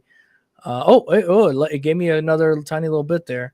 That's as far as I can zoom. From here, these lines don't look terrible. Again, I don't know what exactly. I mean, I know what I'm looking at. I think like a police officer, and maybe that's a firefighter with an A on there, or baseball. I don't know. But again, when it comes to like looking at a reference, we don't have a reference here to know, are these lines supposed to be stacked like that? and whatnot. So I can't really judge this too much. I can't really get close enough to CC. What I will say is they look like they are actually in the skin, and that it's they don't look like they're scratchily put in from here. Doesn't look like they're scratchily put in, so it looks like that they're in the skin. Again, because there's no reference, you don't know, like the left-hand side of the police officer around the front of the hat, you don't know whether the two lines are meant to look like that, and have the dip in the middle or whatever. Yeah. But if you're going to tattoo human skin, at least they'd went with something simple, right? Yes. So I'll give them that. Yeah, at least it is a wise choice to go this simple. They've kept it small. They've kept it real. And I like how they've not just decided to do this big, massive Picasso piece on somebody's back. Right. Or on top of their arm or whatever. Okay. Now, I will say I like this, the black saturated down in there. It gives this piece a lot more contrast when you're looking at it. You can do less with or more with less when you introduce some solid black down in the crevices. So kudos to you on that. The lining here looks pretty decent. I mean, I can still see some issues, but a big improvement from some of the other pieces that we were looking at here. Yeah, I mean, kind of a hodgepodge. On the right-hand side with the dreadlocks, if you go down, I mean, I look at the line, I don't know its thing, on the left-hand side of the leg, which is a bold black line, and that's in, that's in, that's in and it's in right. Then I come across to the lady's head on the left-hand side, and I look at the line and I think, yeah, it's not bad in the line work at all on that. The leaves coming off it are all generally nice, come to a nice point. I don't really see much in the way of lines not touching, not crossing. There's a token bit of shading in that. Right. And it's kept nice and subtle. Nice and soft. And light. I look at that and I think that's a nice piece. I look at the one on the right hand side and I'm struggling to find too many redeeming features. I don't actually know whether it's the composition or it's just the actual piece, what it's depicting. But that compared to this one on the left hand side, for me, the one on the left hand side is far superior to the one on the right hand side. I agree 100%. This AK over here, it looks pretty jacked in a lot of ways. I don't know what's going on with these lines going up, the anatomy, the arm. I'll take this one out of the equation because minus whatever's going on with her nostril here and this, that's not really reading right. Other than that, we'd subtract that. The lips, we'll give that a pass as well. But the little, like you said, the flower, the lining around her, solid. You can tell, you may have had to go over a few times, but it still looks okay. The flower, skull's not bad either. I mean, it's not like we're trying to do anything out of this world here. This is practice. And what we're seeing is, minus this lady here, pretty decent. Yeah, I mean, what I will say with that rose, it's far superior. That rose is a lot better than the first one in my eyes that we've seen. It's come a long way. Where I want to turn around and say, well, I did this one first and other one second, but this rose is in a better place than what the first rose that we've seen. For the point of how it's shaded, it's got that bit of black round it. You haven't got a ton of petals and leaves, just lined out and crisscrossing each other, and it's totally more readable. Definitely. All right, now we get some other interesting stuff. We got a lot going on here. I like this guy, man. This guy looks solid, man. I really like the tones they got in there. Again, this doesn't have to be not meant to be like a freaking portrait, stylized piece. The heavy lines around the outside are good. The way they did the beard and the hair looks good to me, especially for some practice work here. He's got the mom tattoo down here that with what looks to be a little bit blown out lines. That looks good. Yeah, tattoo on cheek looks well. Yeah. Little pair of scissors there. I'm not sure what they were doing up here. Maybe this is like some stipple color. experimenting. I'd like to think they're just kind of experimenting with different things, and that's cool. Definitely cool to experiment. And then I like the stipple shading they got going on around Yeah. the family. The outline of that family is quite nicely done. You know, it's nicely done. It's got bold and everything. Then it's like you said, it got that stippling coming off round it. It works well with each other. Yeah, I like it. Not a big fan of the lion per se, but again, this is your piece of practice skin. The heart's a little wonky. For me, the bloke is the best piece I've seen. Definitely, it's the best piece I've seen from this person on these skins. Yeah, it's and I even got light shading in the face too, which is kind of nice. Gives it a little more dimension. Yeah, I do like this, and I think this is definitely the best of the pieces we've seen from the submission from. Is it Amber? Let me zoom out and see if I can see. I think it was Amber, wasn't it? Zoom Amber. Yes. Yep, Amber. Yeah, I think that's the best. Definitely, unless we get something. Well, okay. This is again. She's doing a lot of practicing. We don't just beat the same horse up. We saw the scene already. We talked about that. End of the day, she's on fake skin. She's practicing fair play. Right. That looks. I think that if some of the lining could be a bit better, but we see in lining that has hit and some of it has missed. But what I really like that's happening here is we get some tones happening. We've been seeing a little bit of it here and there. She's doing some solid practicing, Andy, because we're getting lining that's improving, still kind of getting smoothed out and straightened out. But I like what she's got going on here with the piece, like composition wise and then shading wise. So just gonna keep honing these skills in, huh? Yep. This is the coolest one. Well, this and that guy, Andy. This and that guy. Yeah, I mean the guy for me all day long. You know what I mean? That was a nice piece, nicely executed, just enough lights, darks, nice line work, and everything. Everything just lined up on that one for her, and it worked out again. All the little bits have come together and made one big bit on that one.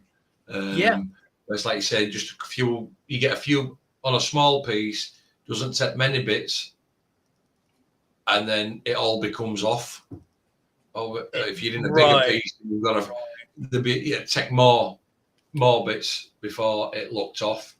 But yeah, I mean, but this one, it's not bad as well.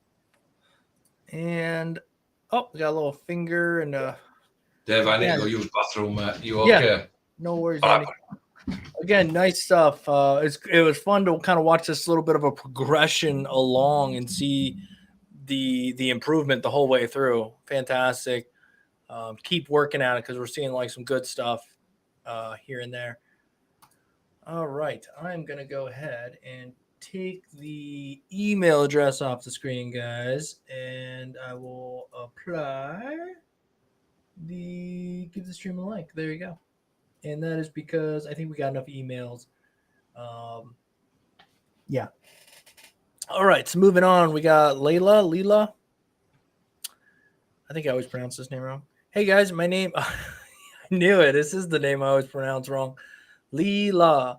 This is my first tattoo on real skin and some other recent stuff I've been working on. I've been practicing for roughly 7 months now. Would appreciate any feedback. Thank you. Okay. Well, it's not really a lot here to take in, to be fair, because again, I don't know what this is. This was obviously some sort of symbol. Hopefully the chat can tell us what this is from a video game or something. I don't know. But being that this is what we have to look at, it doesn't look bad.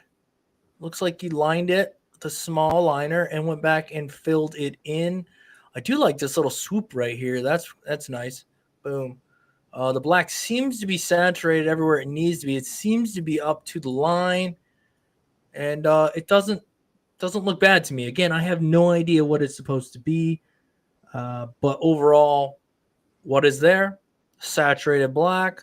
Don't see many holidays in it or openings. Bada bang, bada boom. Let's move on. Oh, that's beautiful. Shoo-wee. That's nice. Of course, from here, not say it won't be when we get in there, but Yeah, I like this. This is nice. I don't do this kind of work, so I'm not exactly the the expert at what is right and what is wrong here. But from just a basic tattooing standpoint, this looks nice. I good night, Eric. Have a good one, man. Thanks for being here. I appreciate the support, man. But yeah, I don't really think there's a whole lot for me to per se critique. Again, I don't really do a lot of this style work, so I don't really have any information on you. But I think it looks good. I think your stippling and dot work is working out here. The way you words today, the way it grades out, I guess is the word I'm going to use, seems to work out fine. You left proper openings in there. You followed your stencil well. The little diamond, the little shape things around the outside for the most part are pretty similar. I guess if we're going to get real picky, maybe just try your best to make sure that they're all the same. This one, I believe, needs to be down a little bit more. Look, I'm getting all picky here. But overall, I think it looks very nice. I think anybody would be happy to wear this sort of piece. But yeah, nice job on that. Oh, yeah. Yeah. Yeah, yeah. I'm just soaking it up real quick here. Love it. I really do. Even if there's some bips and bops here and there, I love the line weights in this thick line weights with the thinner bits, the solid saturated black. I like the contrast in line weights. Really like that you took the time to switch needles out. I know it doesn't seem like much, but switch the needles out, go to the different line weights because it makes a piece aesthetically pleasing to look at. Yeah, this is a nice looking piece. Not even finished, and I already like it. I don't really know. You could get nitpicky here, but I don't really want to because I really like it, and I think you did a nice job. And I'm not going to point out really tiny things. So overall, fantastic job, Leela. As far as their human skin goes, it looks good, but again, I'm not exactly sure what it is I'm looking at. And judging it just by saturated black and the lines. See, there's Leela right there. It's from Bloodborne. I don't even know what Bloodborne is. Is that a game, a movie? Either way, it looked good. Next, we got Brianna Lewis. They say, "Hey guys, I've been practicing for a couple of months now. This fake skin is by an artist named Jess Canvas from Texas." Okay, right on. See what we's got. All right, just gotta soak it up here a little bit. Well, what I think they got going for them pretty good here is actually the lining looks pretty consistent. Looks pretty smooth. These points on the teeth are pretty pointy. Again, the lines are pretty consistent. The saturation of said lines is in and out a little bit, but overall pretty decent. I think that where this person needs some work is in the shading, because it's where there is shading, it kind of goes out of lines a little bit. It kind of looks patchy. It makes some sense, but not enough to really give depth in much form. I'll pass it over to you, Andy. I don't know if you got any thoughts, Right.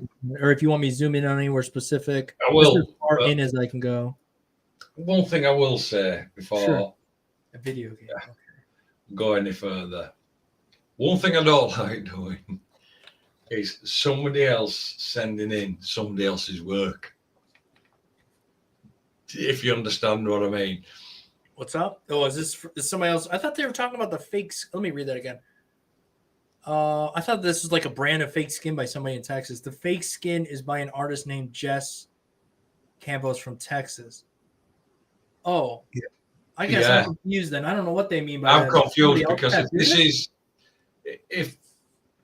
this is the fake skin, to me it reads that the fake skin is by an artist. It's been done by an artist, Oh, maybe somebody else tattooed this. Somebody else has tattooed it. If that's the case, one thing I don't mind it if it's their own work that they're sending in. But when they're sending work in, fake skins of somebody else's. But anyway, hey yo. Okay. I tattooed on it. So Jess actually made the fake skin itself, like the Right, physical. fine. Okay. It's right. I've got it. Yeah, because I've seen a lot of. Right, I've got you, Brianna, because I've seen a lot of people making their own fake skins at minute. Yeah, so right, that's fair enough. Again, I'm pretty much with you. And the other thing I will say is the two crescents on either side are out of whack. For crescents, Right. We've said this a lot. They might be the easiest thing to look at.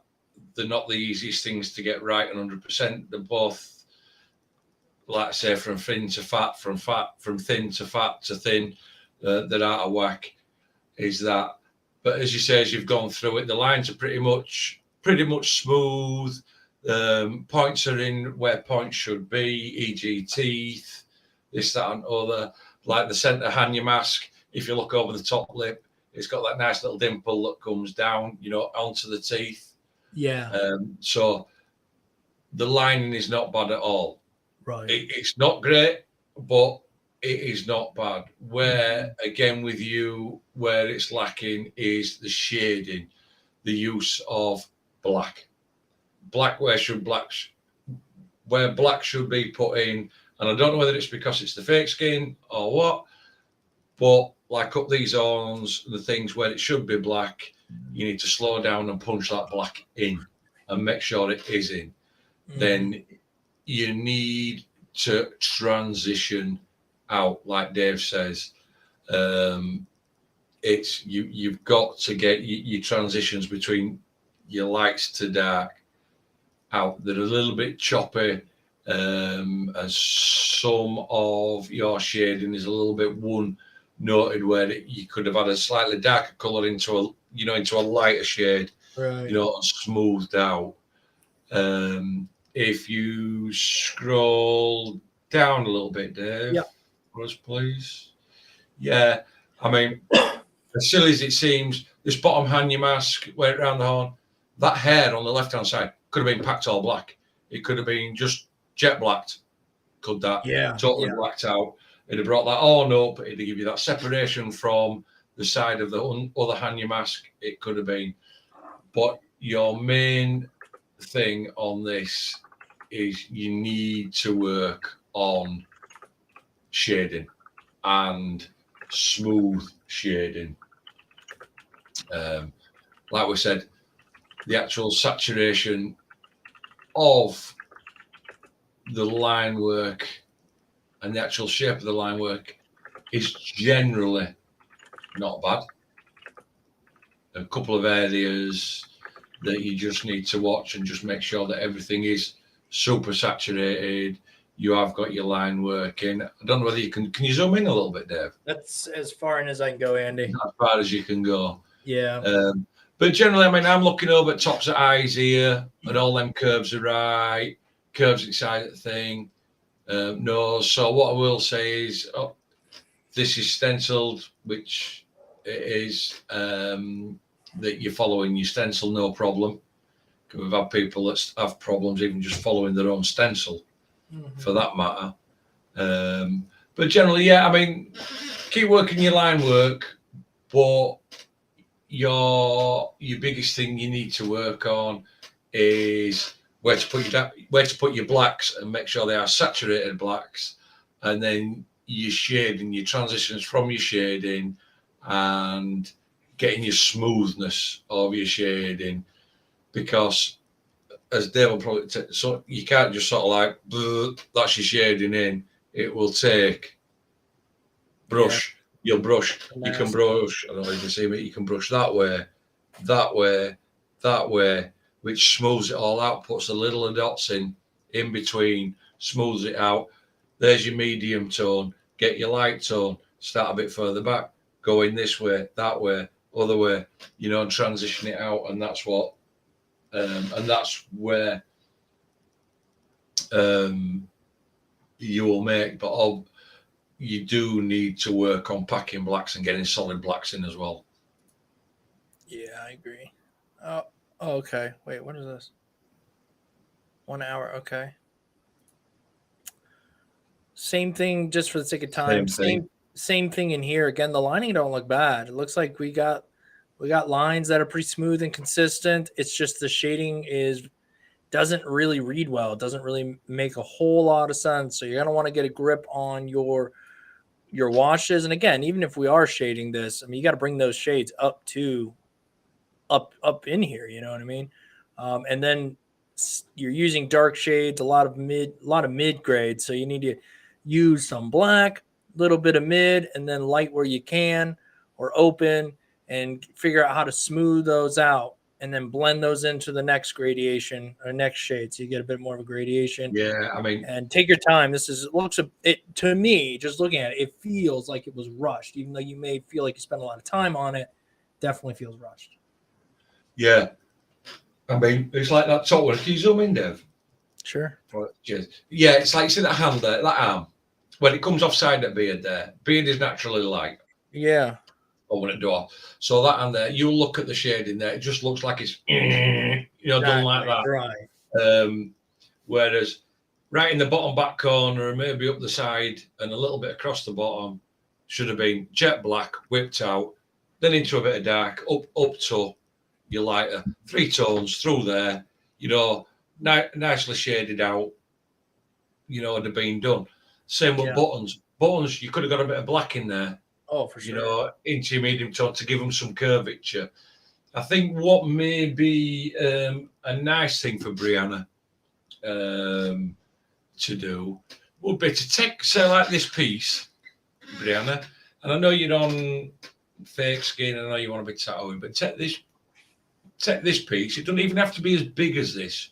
Take the line work, shrink it down, and try doing it with some pencils, in graphite, and messing around with your tones, and then transitioning it, looking at that, and then applying that to your tattoo, and doing it that way, because people, when they're working on paper and they're working with graphite or charcoal or all like that, don't never seem to get as nervous about putting it in there, right, and putting darker tones in, because for some reason, must be because they can erase it out and lighten it up.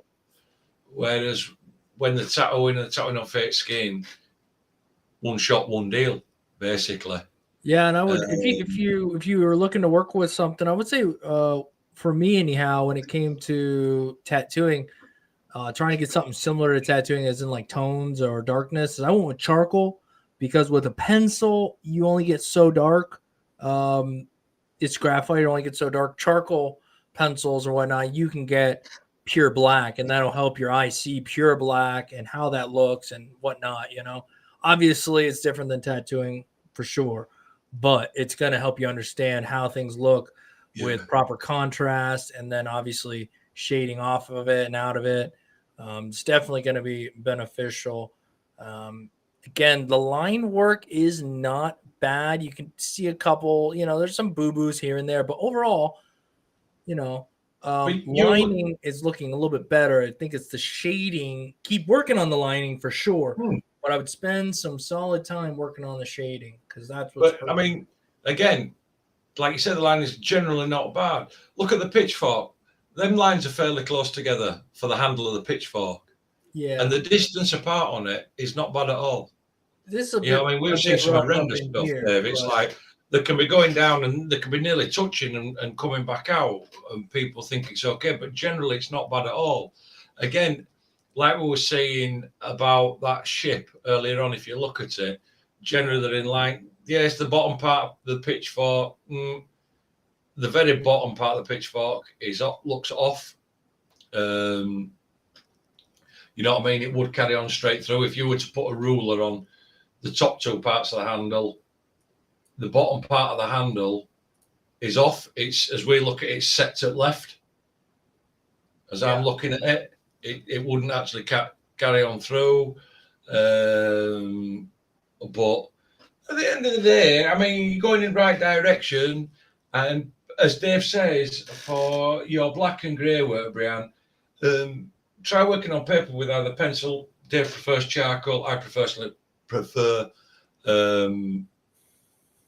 graphite, but just find your medium, find one of them, and have a play. Try some smaller pieces. Just have a play on that, you know, in your spare time. That way, then you will get a better of understanding of dark and light.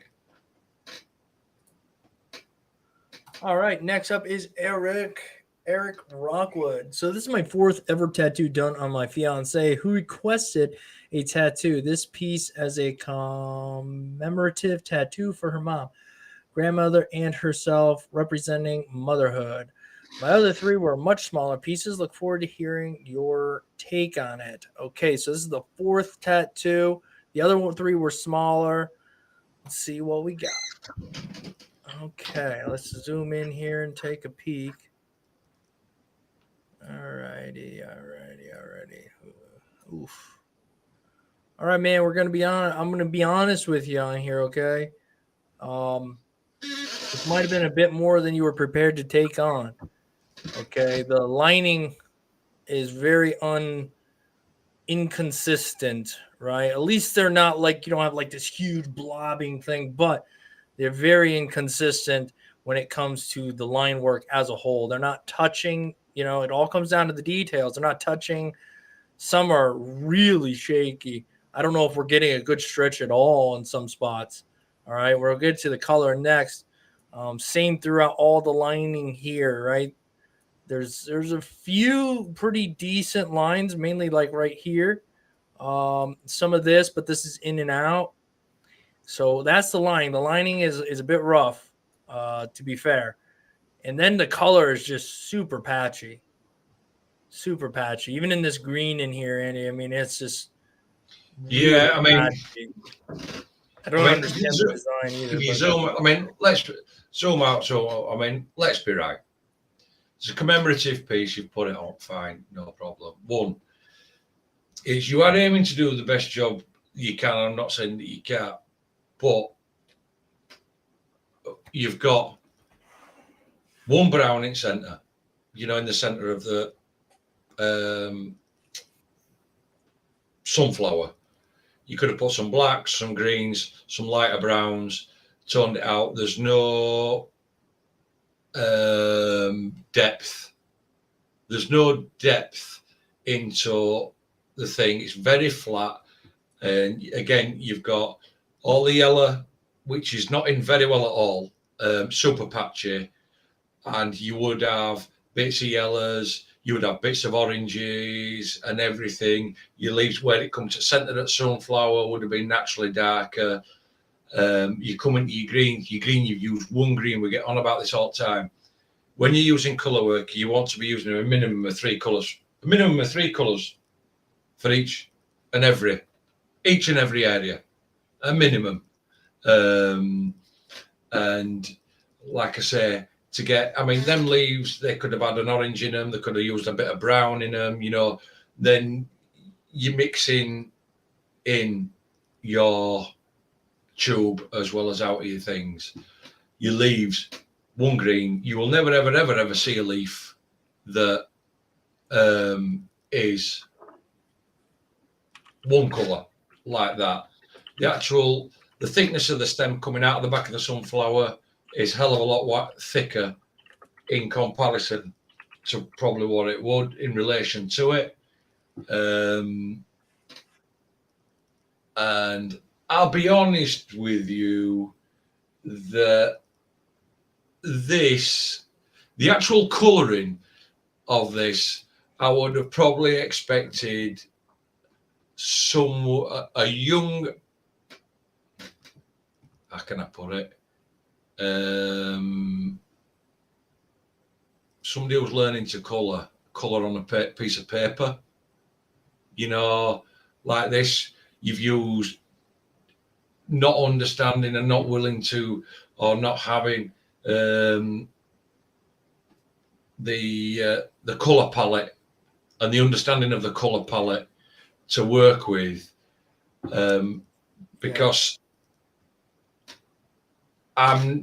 for me, I'm going to say that you had no reference to work off.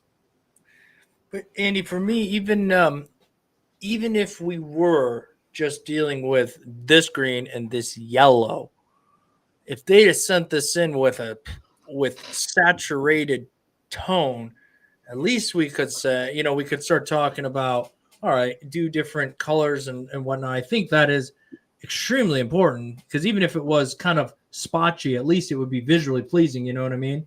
I'm not saying this is like horrendous to look at. It's not, but I'm just saying that saturating of colors, it looks, I don't really know what you used here, but looks like a whole bunch of dots almost. But it's not saturated, right? It's not filled. And that's one of those things you need to kind of learn, and let this be a learning, I guess, lesson for you, is that you have to saturate your colors. You have to take your time and move nice and slow. Look at it, wipe it down. See that we have different areas that are darker and whatnot. Same in your greens.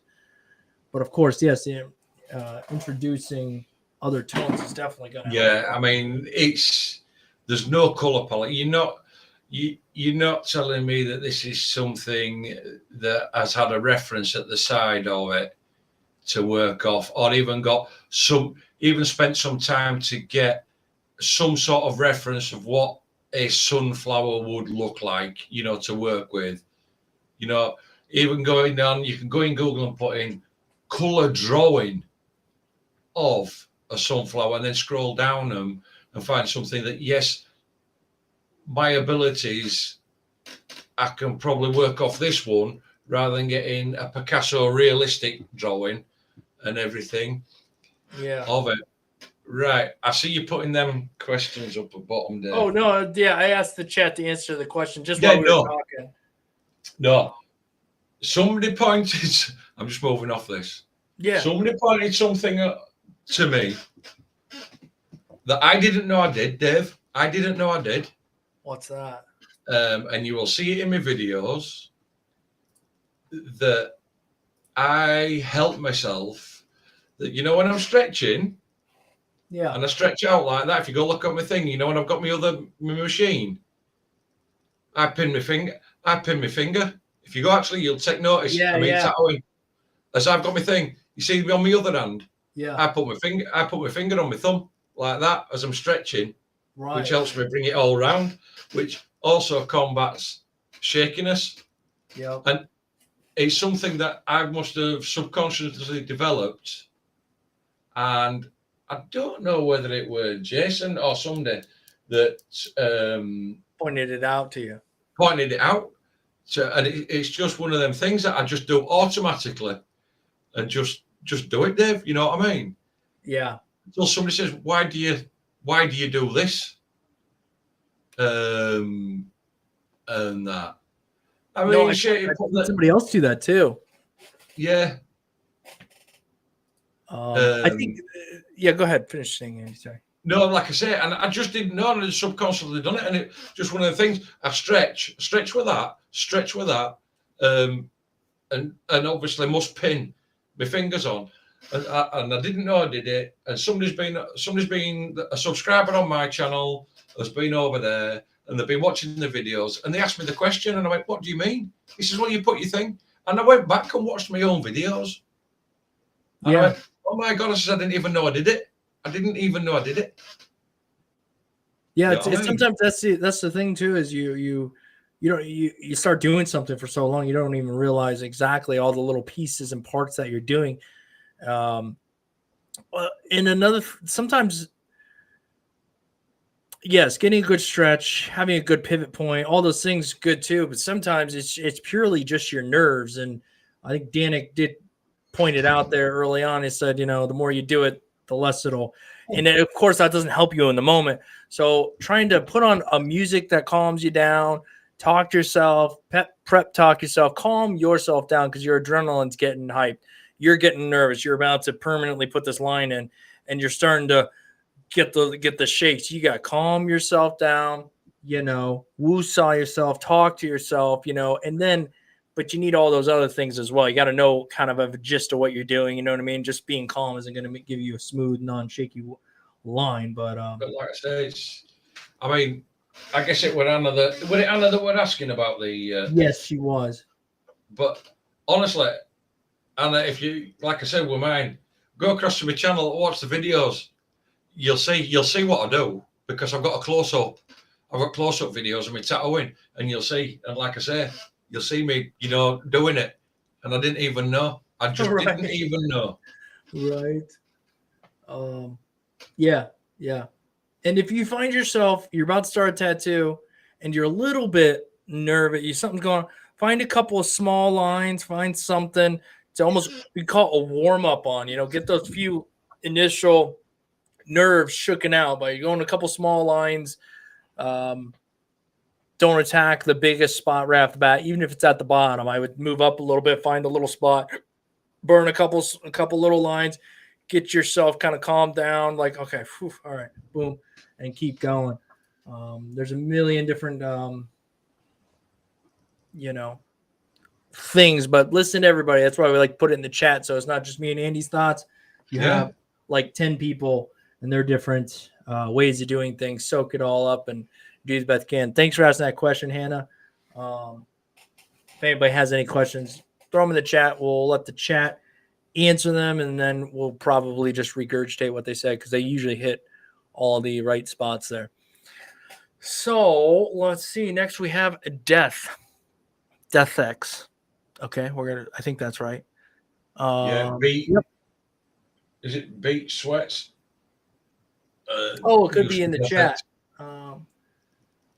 Let's see. It says, I sent this first one in a few weeks back, and the comments in the scratchy style made me want to share the drawing I made as well that it was based on. It's not 100% finished. Need to have one more session, but client had to leave early. It's not crooked either, like the pic shows. They are lying down and couldn't get a good photo. Okay. Oh, I do remember this one. All right. I see. I think we were questioning on this one all these sort of like somewhat haphazard lines, I think. The shading on. I mean, if you zoom out, it's kind of cool looking, And I get what you're saying. It's not crooked. It's just the way the calf is and the angle that you're at on the photo. Now, I think what he says you sent in the reference photo. Oh, well, that does. There you go. That does make a lot more sense because we're looking at. It makes a lot more sense now. Your lines are a bit wonky here. I don't know what's going on. And well, to be fair, they're a bit wonky over here. Weights, the line weights are all kind of odd as well. Yeah. Okay. Yeah. This shines a little bit more light into. I'm gonna go back. It's like we say, people will send a tattoo in, and we're looking at it, and you're saying stuff, and you're not right sure. But when they send this in with it, and you've got reference side by side, it's easy because you know exactly what's going on then. Yeah. And that's it's a nice thing to be able to see what you're working off against what you're putting on the skin. Yeah, and you can see looking at the bottom right hand one. Yeah, the bottom right hand one, that one there, as opposed to what is Death X has put on the skin. Yeah, it's not that far off at all. No, it's not that far off. Before, we had no idea, and it was like, I think you could have definitely done a lot of these lines smoother. There's a million of them, but this makes a lot more sense now. Oh, there's more tattoos. Okay, let's joke because we did already talk about that in the last one, so this definitely makes more sense to why those were the way they were. Aha, some red lining with some. Yeah, it's all right. I'm not, I don't know. The snake up here is a little funky to understand. He looks like, but hey, it's small. I like the flowers. The red seems saturated everywhere it's at. These snakes down here look okay. Yeah. Yeah, I don't hate it. I don't love it either, to be fair, but that's just me. It's a good combination of what I'm assuming is red and blue, exactly. Bouncing off each other. And like I said, I'll be honest with you, I'm not 100% lover, but this is just me. I mean, just not 100% lover of the red tattoos. I know it's a phase, and the coloured line tattoos that are going through. It's a fad that's going through at the minute. It's red and purple. That's fine. I mean, my telly's all wonked at the minute. The face looks. I really like the face and this solid saturation of the red in there. It's like she's going to go away happy with it. Oh, yeah. Because it's what she wanted. Right. I'm just not a lover of, but I'm just not a lover of like the red, and obviously the blue line tattoos are coming through now and everything. But hey, it's what they want. She's gone away happy, and if that's the case, job done, well done. You know what I mean? Yeah. Sometimes we just do what the client wants, whether we're in love with it personally or not, and we do the best job we can do. Hey, look at that little thing. I think I'm zoomed in pretty far on your screen, though, not so much. Yeah, this looks pretty decent, though. It's not very big, pretty readable. It's crisp. Yeah, I don't have any issues It's crisp. with it. It's pretty small, so it's hard to, beat it up. Yeah, I mean the lines. You see. Well, this.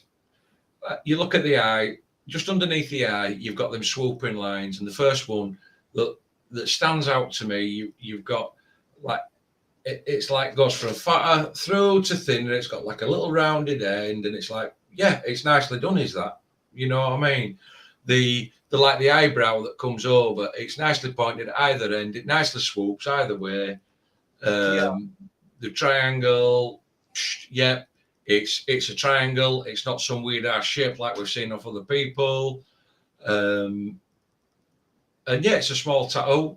Again, it's a little banger of a tattoo. Yeah, I agree.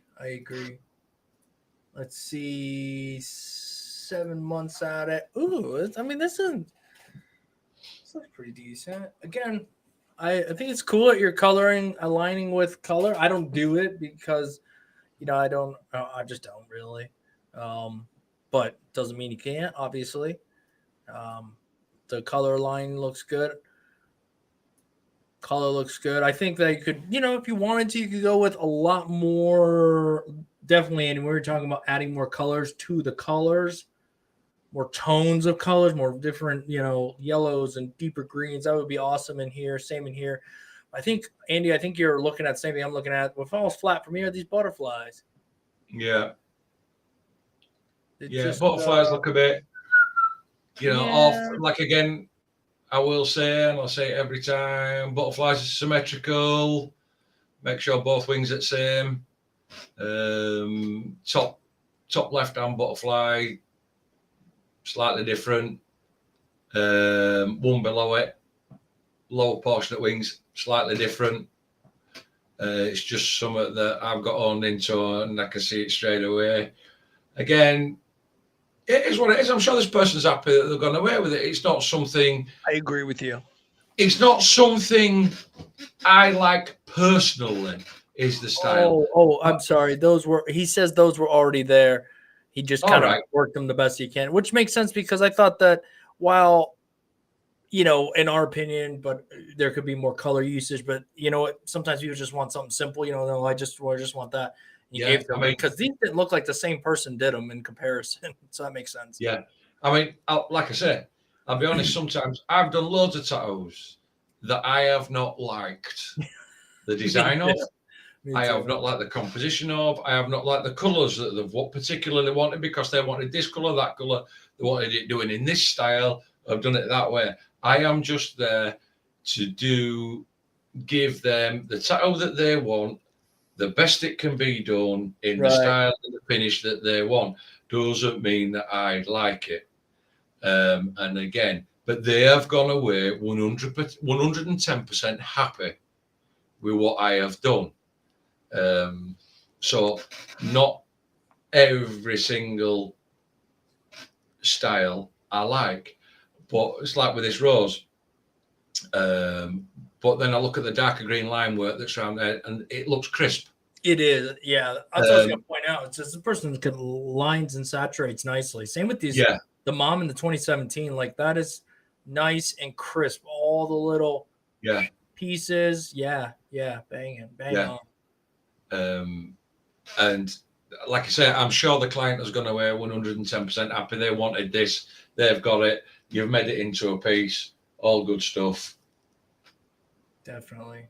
Yeah. Cool, man. Nice stuff. Yeah, that lining and saturating is solid there, man. So machine's working out good for you. Roberto says, "Hey guys, I have literally just finished a self tattoo on my leg. Doberman's head. It is my fourth tattoo so far. I've been tattooing for about 6 months. I'm also attaching my previous one, also self tattoo. Any feedback would be welcome. Thanks. All right, we'll start with your first one here. Okay. It's pretty legible. I don't know if this is fresh. It looks like it might have been learning to saturate. It looks a little beat up in some spots as far as the saturation. Could just be the photo or whatnot, but I don't know whether it's grey wash either, or there's a couple of little blowouts in that top eye. I see what you're saying there. Yeah, under there and Yeah. just on that thing. But I think that it's good that they did something that was just kind of just lines in black. If you're gonna do it, work that way, because you can kind of hide some of your lines with some black fills while also learning how to fill black. But does look like it's a bit heavily worked. Some of these lines look a little heavy as well. It's hard to soak everything up from just one photo. So if you think otherwise, so be it. But I think it'll heal okay. Right. And if you zoom out a little bit, Dave, yeah. I think it'll look okay. And I think it will look, for all intents and purposes, when it's healed, I think it will hold, it will stay around. And I think it will look okay when it's done. And I like how they've kept it simple and they've kept it real. And you've just got to watch out, and they've kept it small, but you just got to watch out as you're going through that you're not just overworking it a little bit. Yep. I agree. Well, let's take a look at the dog now. Oh, this the filled black looks much smoother here. I know there wasn't a ton of black fill in the last one, but this one, the black fills definitely look smoother.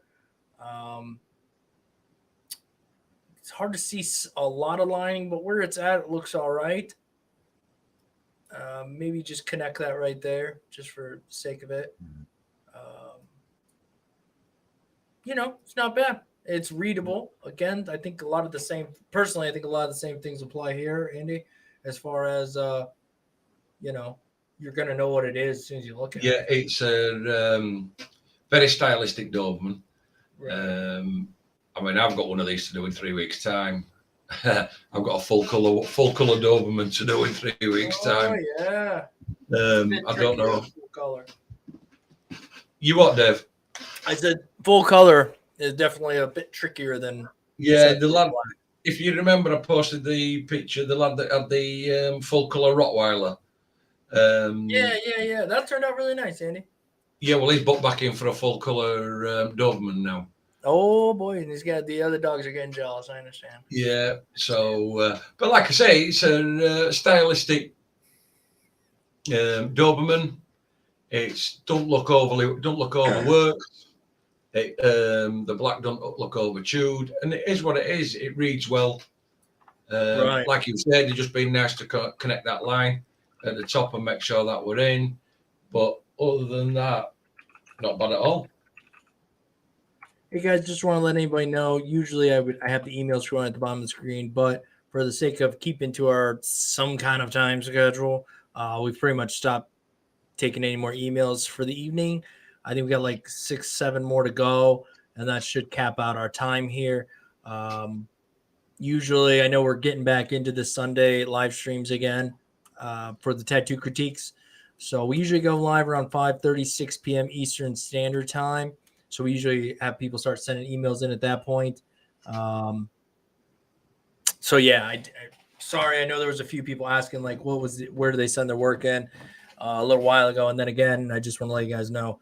At some point, we kind of cut it off because I hate for people to send stuff in and then be like, I sent it. So I usually just kind of cut it off once we're looking at time. We're about 2 hours and 10 minutes in with 5 or 6 more emails to go. So that'll probably close this out. Little 10-15 minute BS at the end. And if you got any questions along the way, put it in the chat. There's plenty of people in the chat willing to help. And me and Andy can also give our own 2 pennies of cents, whatever it is, 2 cents on your question as well. Anyhow, just wanted to throw that out there. I was going to type all that or something like that. I thought, I have a microphone. Might as well say it. Yeah, we got 1, 2, 3. We got 4 more. So we'll go through these 4 and then BS for a few minutes, and then we'll be out of here for the evening, guys. All right. Well, there's quite a few here. We got Shane. Shane sends Ben and at whole artist. Okay, I think it's supposed to say been an at home artist for just about a year now. I tattoo when I can. Have tried to get, into shops for apprenticeships, but nobody wants anyone. So I learn as I can go. Here is some of my recent work. That's fair. I get where you're going at, where you're from, where you're coming from. If I can speak, let's see what we got. All right. Okay. Well, you definitely going to want to slow it down a little bit here. I do like these eyes. Those eyes specifically are very well saturated black. This area here is pretty well saturated. The mouth is pretty close. Just got to get up to the edges a little bit more. It's hard because you have some lines that look pretty decent and others that are a bit more on the scratched in or double bang side. And those are pretty obvious. We come up here. It's tricky. It's supposed to be a symmetrical kind of a sword dagger handle thing. And it's a bit different on each side. But I think the tip here is really where the hard part comes in. I don't know if you put this stencil on with the knee bent or something, but that point is definitely at a hard angle there. Or maybe you lost your stencil up there, but definitely that's a hard one to fix there. The other thing is the shading on this. While it's not horrible or anything, it's just I feel like you need a little bit more value in this. We got one tone kind of going across, one tone here. Maybe if you could have come back with even a darker tone and brought this to about right here, maybe throughout, that would have helped a little bit more. But that's about all I got here, Andy. I don't know if you got anything that you want to say or move on. Yeah, I mean, the redeeming part for this one is the skull. The skull is I mean, the top half of the sword. I mean, the sword is well out of whack. Right. For me, I mean, with it being non-symmetrical, the handle, the grip through the handle looks a bit off. And like you said, the tip, the hilt of the handle, where it's been lost, I don't know. I mean, the skull, the saturated in the eyes, the black around the side, the black in the mouth is okay. It's like you said, just a little bit shading, you shade inside. Whether it might have been intentionally like this, where it's dark on one side, darkly shaded on one side with a lighter shade on the other. But I just feel like Dave says it could have had some more values towards the back of the skull, lightening out a little bit, even if it was darker on this side into a medium tone and dark on this side into just a lighter tone and left open skin, just to give it a little bit more depth. I just think that would have helped it a lot more, definitely for sure. Yeah. And they were saying it's under the back of an elbow, the stencil faded off a bit at the end. If that happens, don't as time goes on, you might be able to kind of free it, but don't. If you're in question, just have the person stand up, get the arm back in sort of the position it was when you placed the stencil, get a fresh Sharpie or something or pen and remark, even if you have to use your eyes, center, but don't just guess at something like the tip of a sword like that, because it's kind of hard to go back from that. But anyhow, just some advice there. Moving on to the next piece. Boy, these lines, this is healed, and you can kind of see these lines are a bit rough throughout, thick and wobbly. Kind of hard to read what's going on over here. This hand, I do kind of see a little bit of a claw thing there. The fingers are a little bit rough. This one's it's unfortunately just not quite. It's not that great, to be honest, Andy. I don't know. Sometimes I don't know what to say. I mean, it sounds like you just zoom out a little there. Yeah. Zoom out. That's it. Yeah, I mean, we have seen a lot worse in this time. Of course. We have seen a hell of a lot worse. Just like Dave says, I mean, if you look at some of your line work, they're a little bit inconsistent. And you've got some of them, especially as we're looking at the left-hand shoulder, the top line, the left-hand shoulder, that is running on borderline blowout, is that one. Just across the bottom here, right in the dip of it, that's running on border blowout. But then as you start coming up the right-hand side, it's, you know what I mean? You can see where you need to work on consistency, line, weight, consistency. Getting your needle in, running it, and that, because what you see is, and unfortunately, we see it a lot, is people, and especially when you're hanging your needle, you'll start off in a comfort zone, and you'll start bringing it, and as you come further around, it's not quite as comfortable, so then all of a sudden, you're letting off a little bit of pressure on your needle, and then your line's a bit scratchy, or it's not thinking, you may dip in a little bit and your line goes. It's just working on that stretch and that consistency and smoothness. But we've all had to do it. It's not something that nobody else hasn't had to do. Right.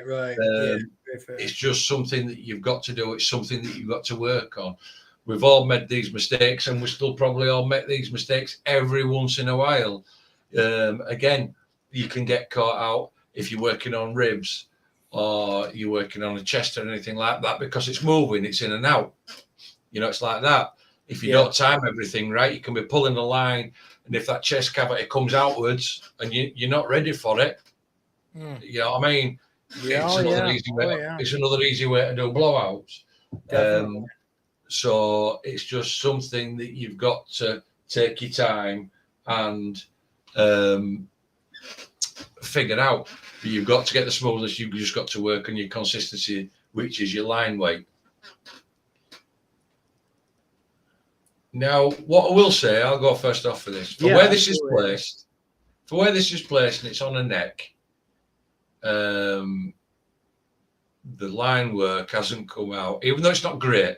I'm going to say from off, it's not great. Right. But it's a lot better than I would have expected this person to have got it on the neck, because it's notoriously shit skin. Yeah, side of the tattoo. Yeah, it is awful. What I will say is the aesthetic look of this feather is awful. It looks like a feather cross between a leaf, cross between old school flames. Right, I got that flame feel out of this one. Yeah, I mean, I'm not a lover of the actual composition. You look at a feather, the gentle and delicate swooping, and this, that, and other.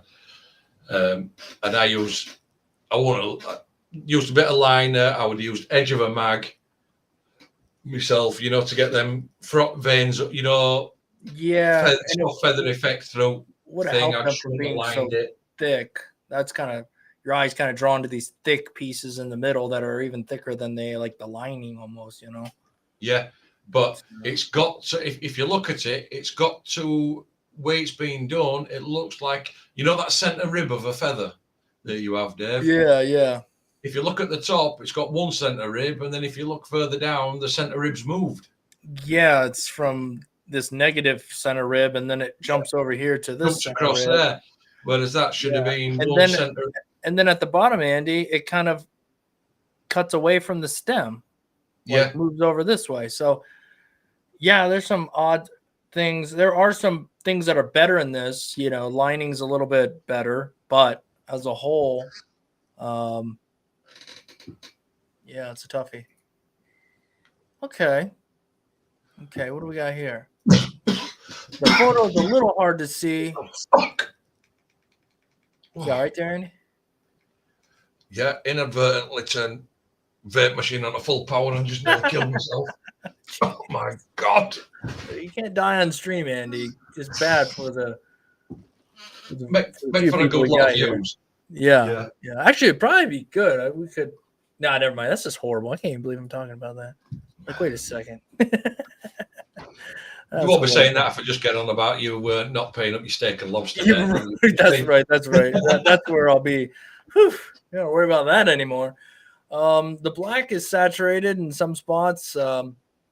Again, we're getting the lines. Some lines are okay, some are not. So we're just falling into that area of inconsistency, and that's part of the thing in the beginning. Is lines aren't going to be perfect. They're going to be inconsistent because you're trying to figure it out. So I hope that you're also working on some fake skins just in the meantime between these tattoos. Because a lot of the same things still apply. The black is a bit more saturated. I don't know if this is like in healing or what you got going on here. These weird, again, dude, it's hard to tell from a photo what the heck is happening. But for the sake of it, we'll jump to the next one. Okay. Let's see. Let's check out some lining. The lining looks a little bit better, Andy. So some improvement there. The points are kind of nice. So a little bit of shake in here, a little bit of depth and consistency. But overall, the lining, this is an improvement for sure. But the shading, it's just comes across very monotone because we have like black that's not quite saturated all the way or smoothed out or from border to border, like up in here, left a lot of holidays throughout this black. And then we got just shading everywhere on everything. Yeah, I Not mean, really given any shape or dimension, just shading. this could have been so much better, because I look at some stuff and yeah, I mean, the stem is pretty even all the way down and everything. The bud on the left hand side looks pretty good shape. The rose that's half opened on the lower right hand side, but again, like you say, it's got super monotonal, and I think this person has also fallen into the category of, like a lot of newbies have done, and a lot of us have already done it. That I'm doing a tattoo on somebody. They're either paying me, they aren't paying me, but every inch of that tattoo should contain ink. No, Yeah. it should not. Negative space, open space is as much important as inked space. If you don't have the negative space, the ink space can't breathe, it can't be legible. And that's what you need. And unfortunately, and then it's learning where to put your darks. It's learning where to leave your open space. And that this is why, like we were saying to, I think it was Amber earlier, or one of them, I might be wrong, that try working on some paper with either charcoals or graphite if you wanted to work with black or grey, and mess around. That way, then you've got a few shots of doing it. It's instead of inking it on somebody and it being a one-shot deal. And unfortunately, it's not turned out right in the end. And then eventually they might have gone away off this session. I think, I like it, but I will guarantee you in 12, 18, 2 years time or whatever, they're not gonna like it when they start stacking it up against other people's tattoos that they've had.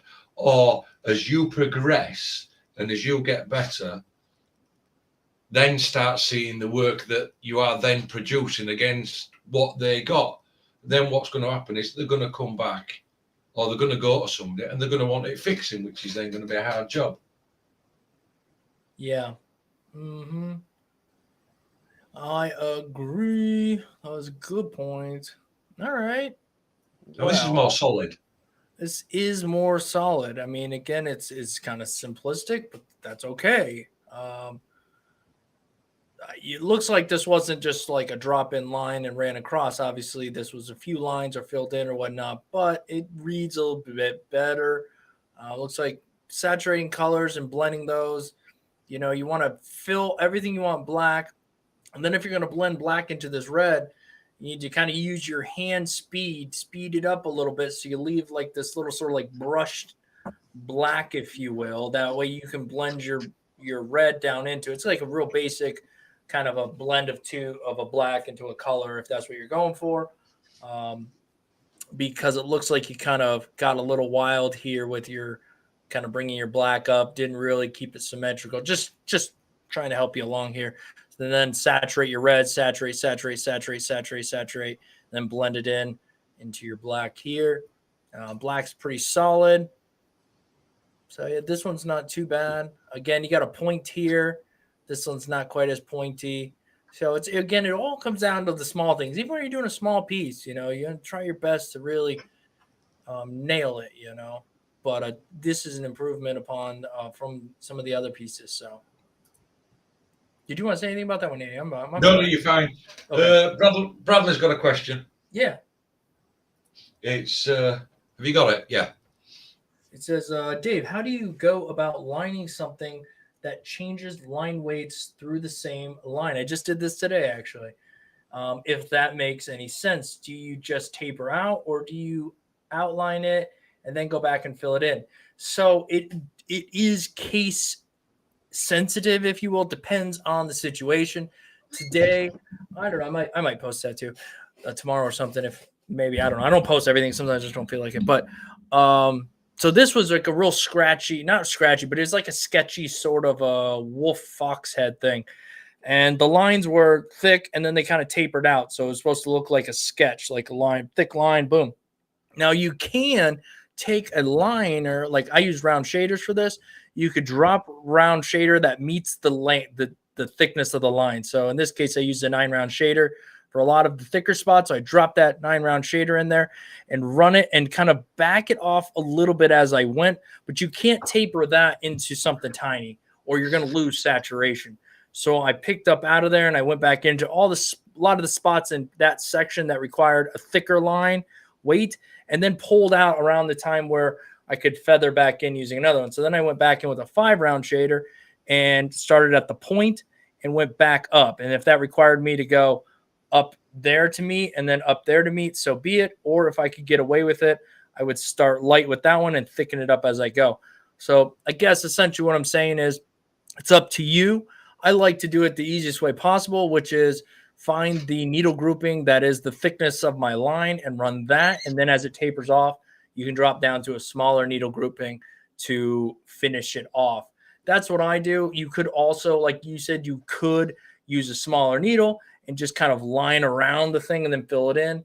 But I find that the first thing I said tends to go a bit easier, a bit smoother and whatnot. So, yeah, that's how I would do it there, Bradley.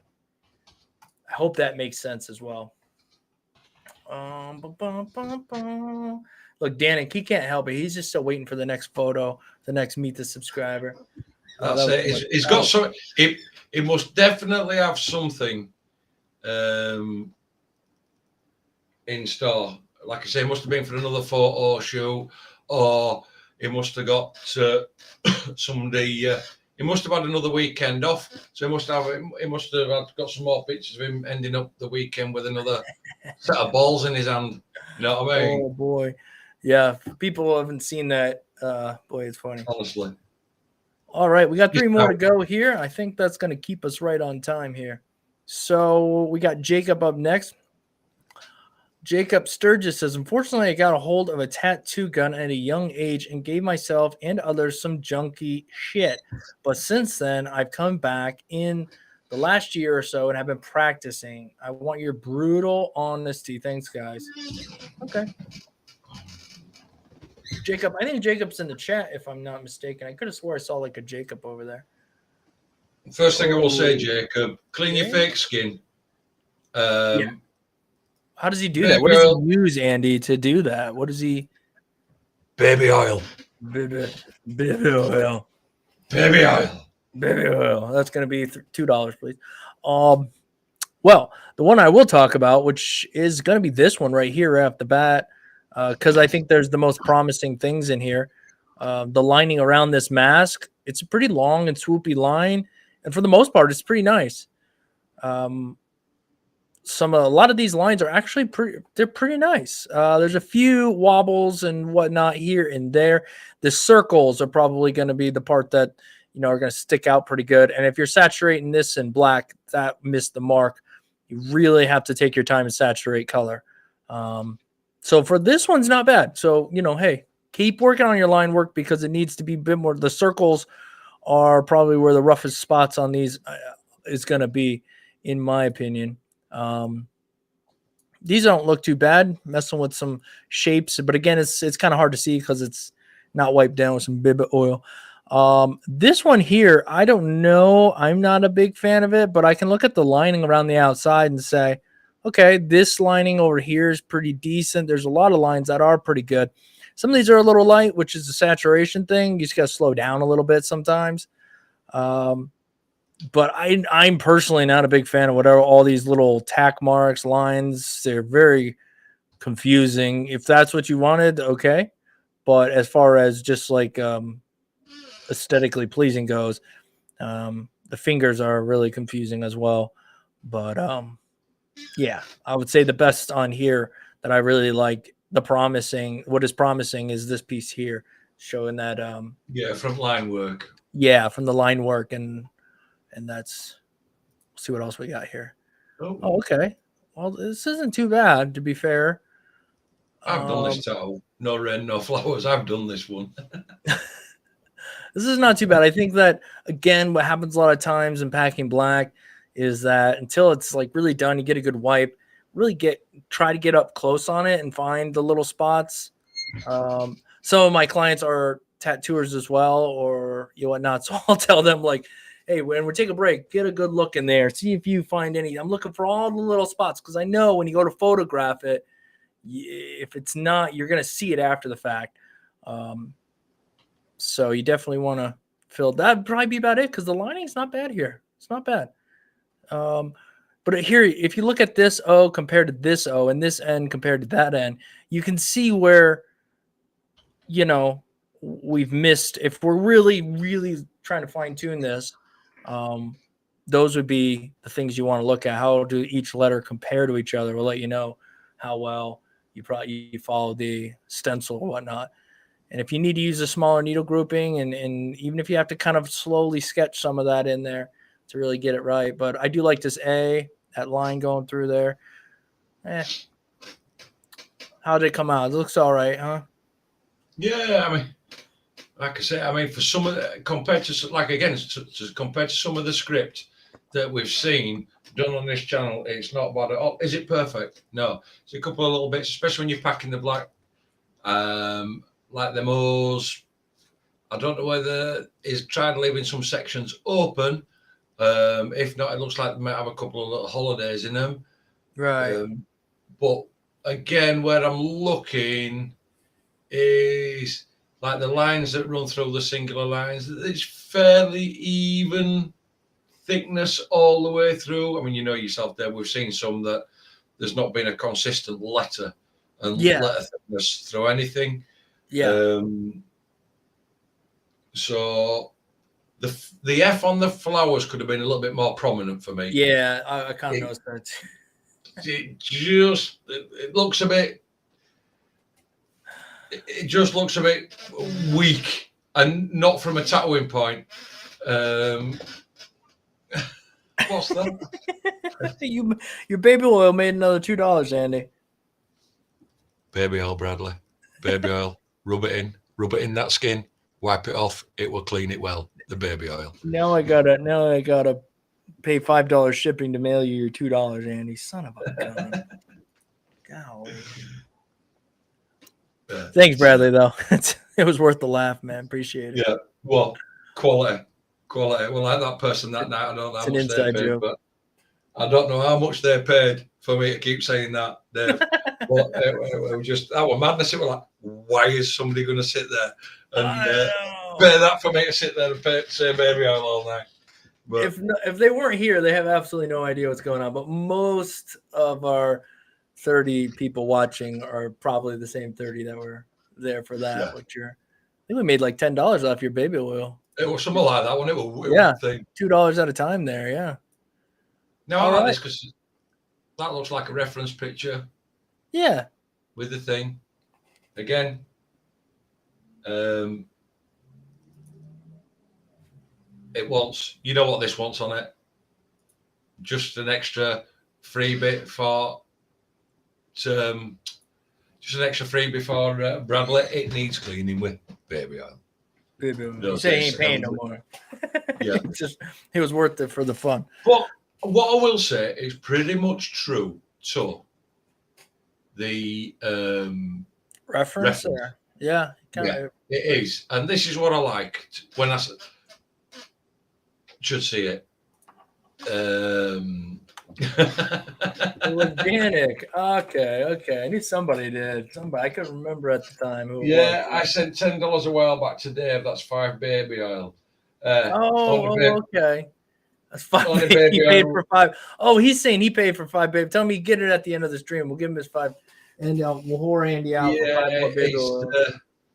Like I say, he's only wanting 5 baby oil so he can rub it in himself. If he sat there like that, well, damn it, I want to be rubbing it in himself, thinking he's rubbing all these 5 baby oils in, taking photographs ready for next meet the subscriber. Hey, that was 3 baby oils right there. Yeah. I'm gonna have to send him 2 more baby oils. So you now only get 1, Danny. Oh, I got 1. Yeah. What could he use to clean this off? Because it's kind of dirty, Andy. I don't know. Baby oil. Oh man, there it is. Baby there oil. it is. Paid up. 1 for free. Oh, I give him 1 for free there. Andy's just giving baby oils away now. This is insanity. Yeah. But yeah, the train's derailing fast here. Yeah, this does look pretty much like the reference. You know, I mean, if that's what your reference is, yeah, it's not too bad for the sake of time. We'll jump to the next. Oh, this is solid. Yeah, that's not bad at all, man. This is how it should be. You know, it's simple. Yeah, it's just a silhouette. It's a spider. It's a silhouette. Yeah, done cleanly. And it's one of them. It's done cleanly. I'm looking at the legs. They're pretty much same all the way through it. You know, pretty much symmetrical. It's solid black. It's bulletproof. It's not overworked. It looks well done. Jacob, well done. For sure. It's really well done. Is this? You know what I mean? This is what I like to see. It don't have to be complex. It don't have to be anything. But this is a nice, well done tattoo.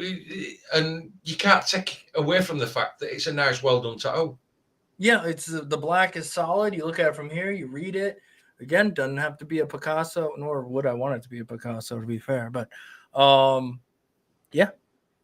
Got it, man. Got it. Fear God. Okay. Again, I think just the tricky part is just really slowing down and getting just every little spot of black. That'd be about it, man. That'd be about it. So it's not too bad. Okay, on the hand, you know, again, for the most part, there are a couple lines here and there, but for the lines going around the flower itself, they're not bad. I think this one suffers again from just a lack of that one tone, kind of trying to do too much, you know? Yeah.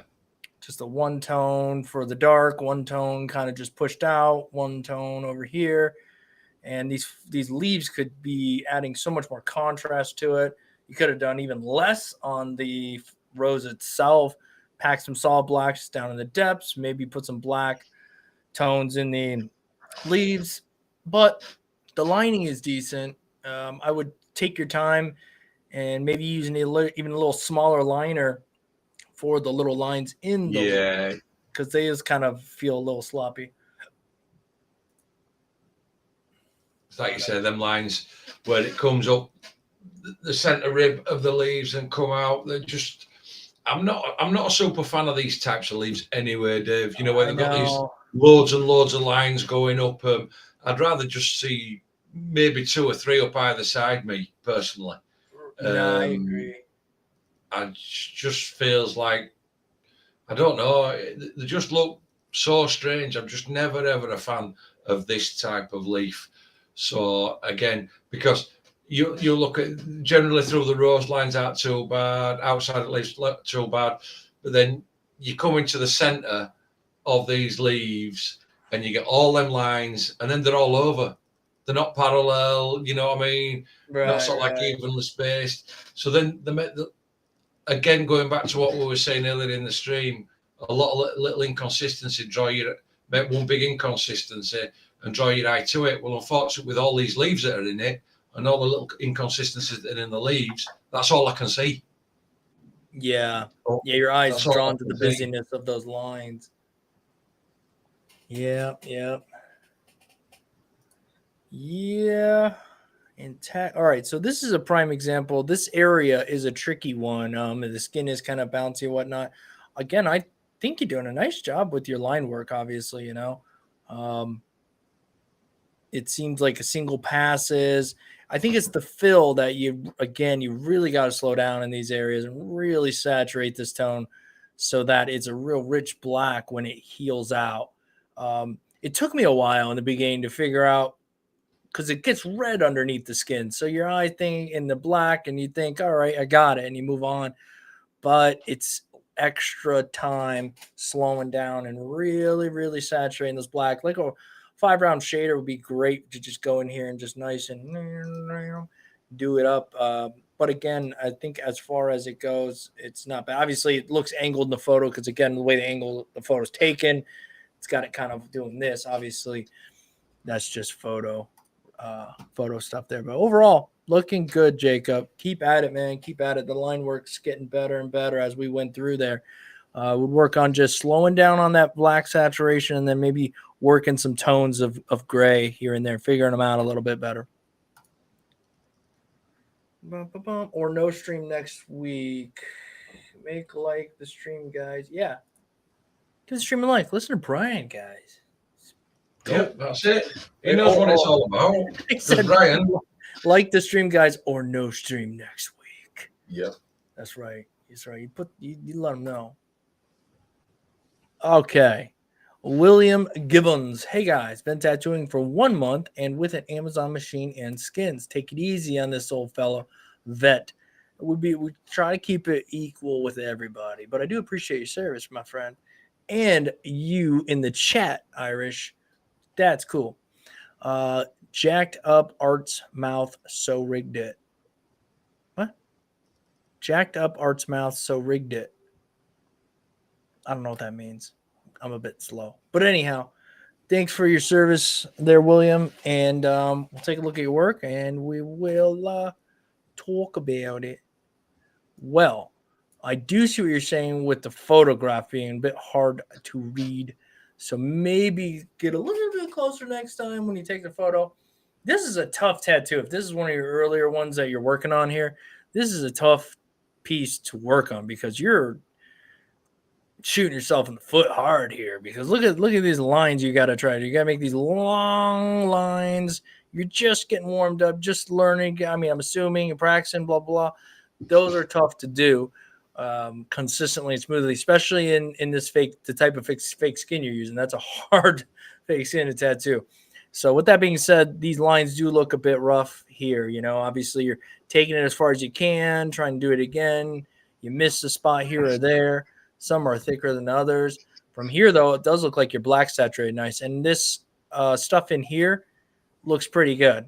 You left adequate space for it to breathe. Sometimes I've seen these where people practice them and they get so black because they don't give it enough room to breathe. So that's pretty good. Circles are a son of a gun, and you try to give yourself the worst case, try to do 3 of them, and then circles around the outside. It's a hard one to do, man. And it does need some work. I think just looking at this piece alone, I'd say definitely going to have to work on lining a little bit more. Your black fill, again, from the quality of the photo and from here, looks pretty good, though. So I'll give you that. Just looking at this one piece. The fist, again, that black fill in there is pretty good. Again, this fake skin is not easy to work with, the pieces that you're using. I like this little piece you have going around here, and it shows that you've got some tonage you're working with as well. So it looks pretty good. The color, again, saturating color in this fake skin is also very hard, but it is doable. You definitely need to go a lot slower when saturating the colors, and that'll lose that patchy feel that you get from the colors. All right, Andy, this one is Celtic. Which one do you want to look at, Andy? The top one? I mean, look at top one. I mean, looking at it from here, I mean, it doesn't look too bad looking at it from here. Is there a couple of line weight issues, and again, he's using super cheap fake skin. off Amazon. So them colours aren't going to go. Them blacks aren't going to go in properly. Them the lines aren't going to go in. Best thing I'd say, try buy a better fake skin. Yeah, it's tough on this fake skin. Again, picture angle's not helping. It doesn't look overly horrible. It doesn't look overly bad. No, this one's better. I like this one. This better. one's a lot better. Yeah, I do. Yeah. Than the other. It's hard to really pick up on his line work because we can't. The quality of the photo and trying to get in too close, it's you're not going to pick up, on his line work. Right. The overall aesthetics of it don't look bad.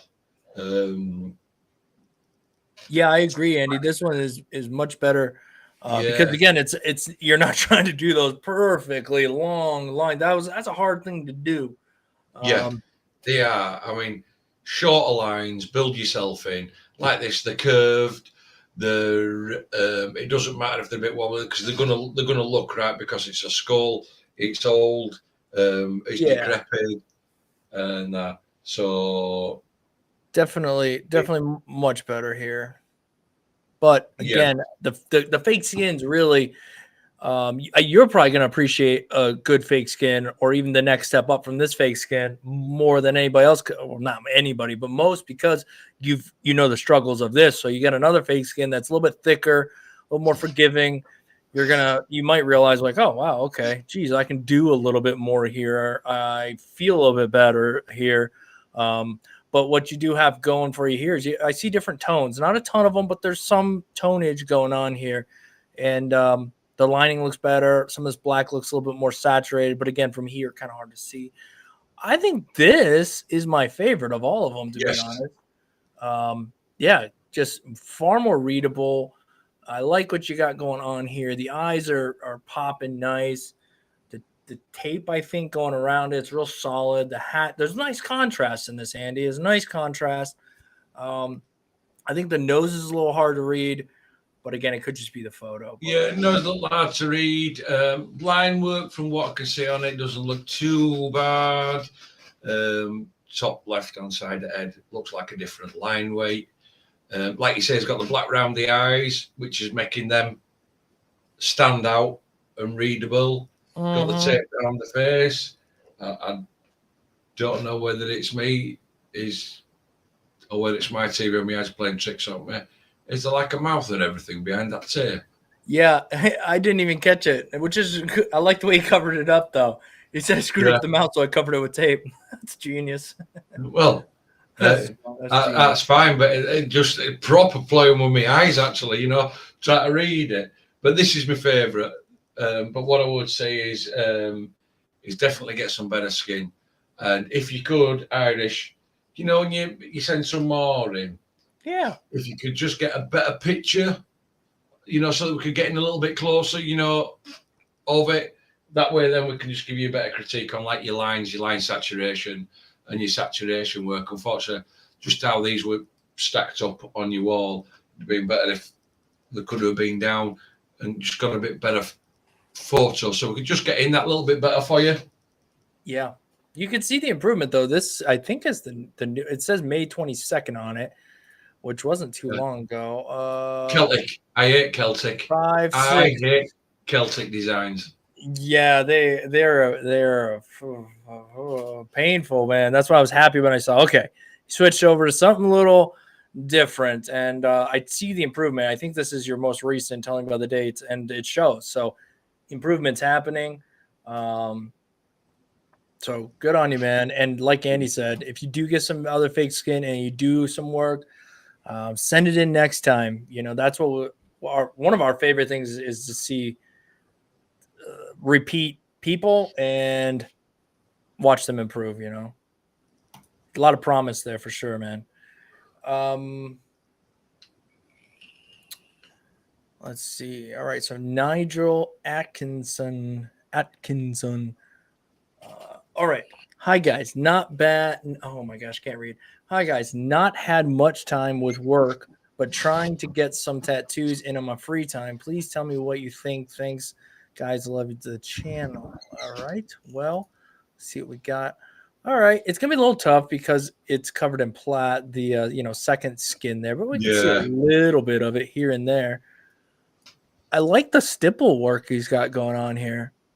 yeah, and Look, I like the light dot work, stipple work instead of lining it round that triangular V. yeah, which Uh, is smart, man. Smart yeah, vice turning to a line.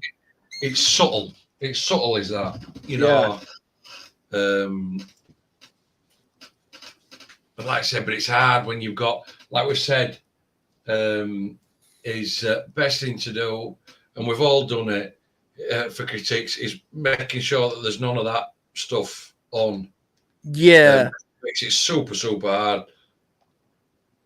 But For, with that aside, though, again, the lining looks pretty good from here. It's kind of hard to see because of the plastic, but I really like the stimpling work. That's probably my favorite yeah, part of this tattoo, and just kind of the way they didn't shoot themselves in the foot by making a triangle back here, but rather kind of use dot shading, if you will, or stimpling to kind of put it there negatively and not give. That's what you got to try to think smarter sometimes and be like, I don't want to make this perfect line. So how can I break this up? Can I do something to it?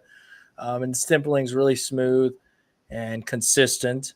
There's no line here. It's not like he put a line right down the middle. He just yeah, used the shading to give this shape of where that would be in all these, which is nice. It's nice. Same up smart ball. here. But like I said, I like that effect of that faded, that negative space triangle, but edged out with like a stipply dotty effect. Yeah. Really works well. Really, really nice. Oh, this person likes to use really small needles too, or because this is a lot of little detailing, all these little tiny things. You can tell they really took their time. While there's still a couple, uh, I'd probably have a couple as well that aren't perfect.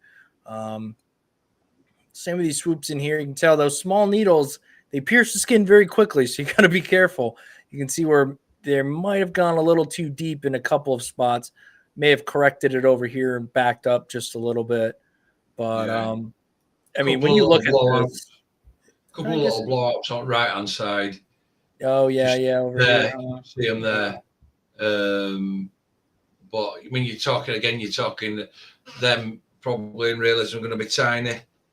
Like you say, I mean, they are working with an exceptionally small needle Yeah, through them. But again, no matter what size needle you're working with, all these things you've got to watch out for.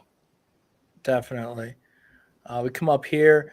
The tones are very much saturated. It looks like these blacks are Yeah. saturated, and this other tone you went with appears to be pretty well saturated. All this dot work in here looks good to me.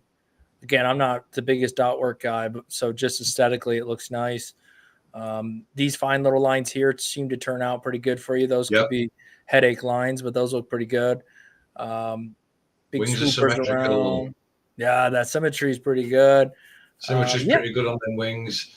I like how instead of going with the usual darker body yeah, on the butterfly, that he's done that as a similar way to he done the triangle, the lighter shades, and now yeah. it comes down with the dot work effect and keeps in the top. Yeah, yeah, top of Mandela. Yeah, No, it's that's not. it's not bad. Yeah. Question Brandon wanted to know. Let's see. Question for Andy or Dave. Either of you guys ever use Scream Tattoo Ink? I'll answer No, first. I've never heard of it. No, I've never used it. I haven't. Never used it.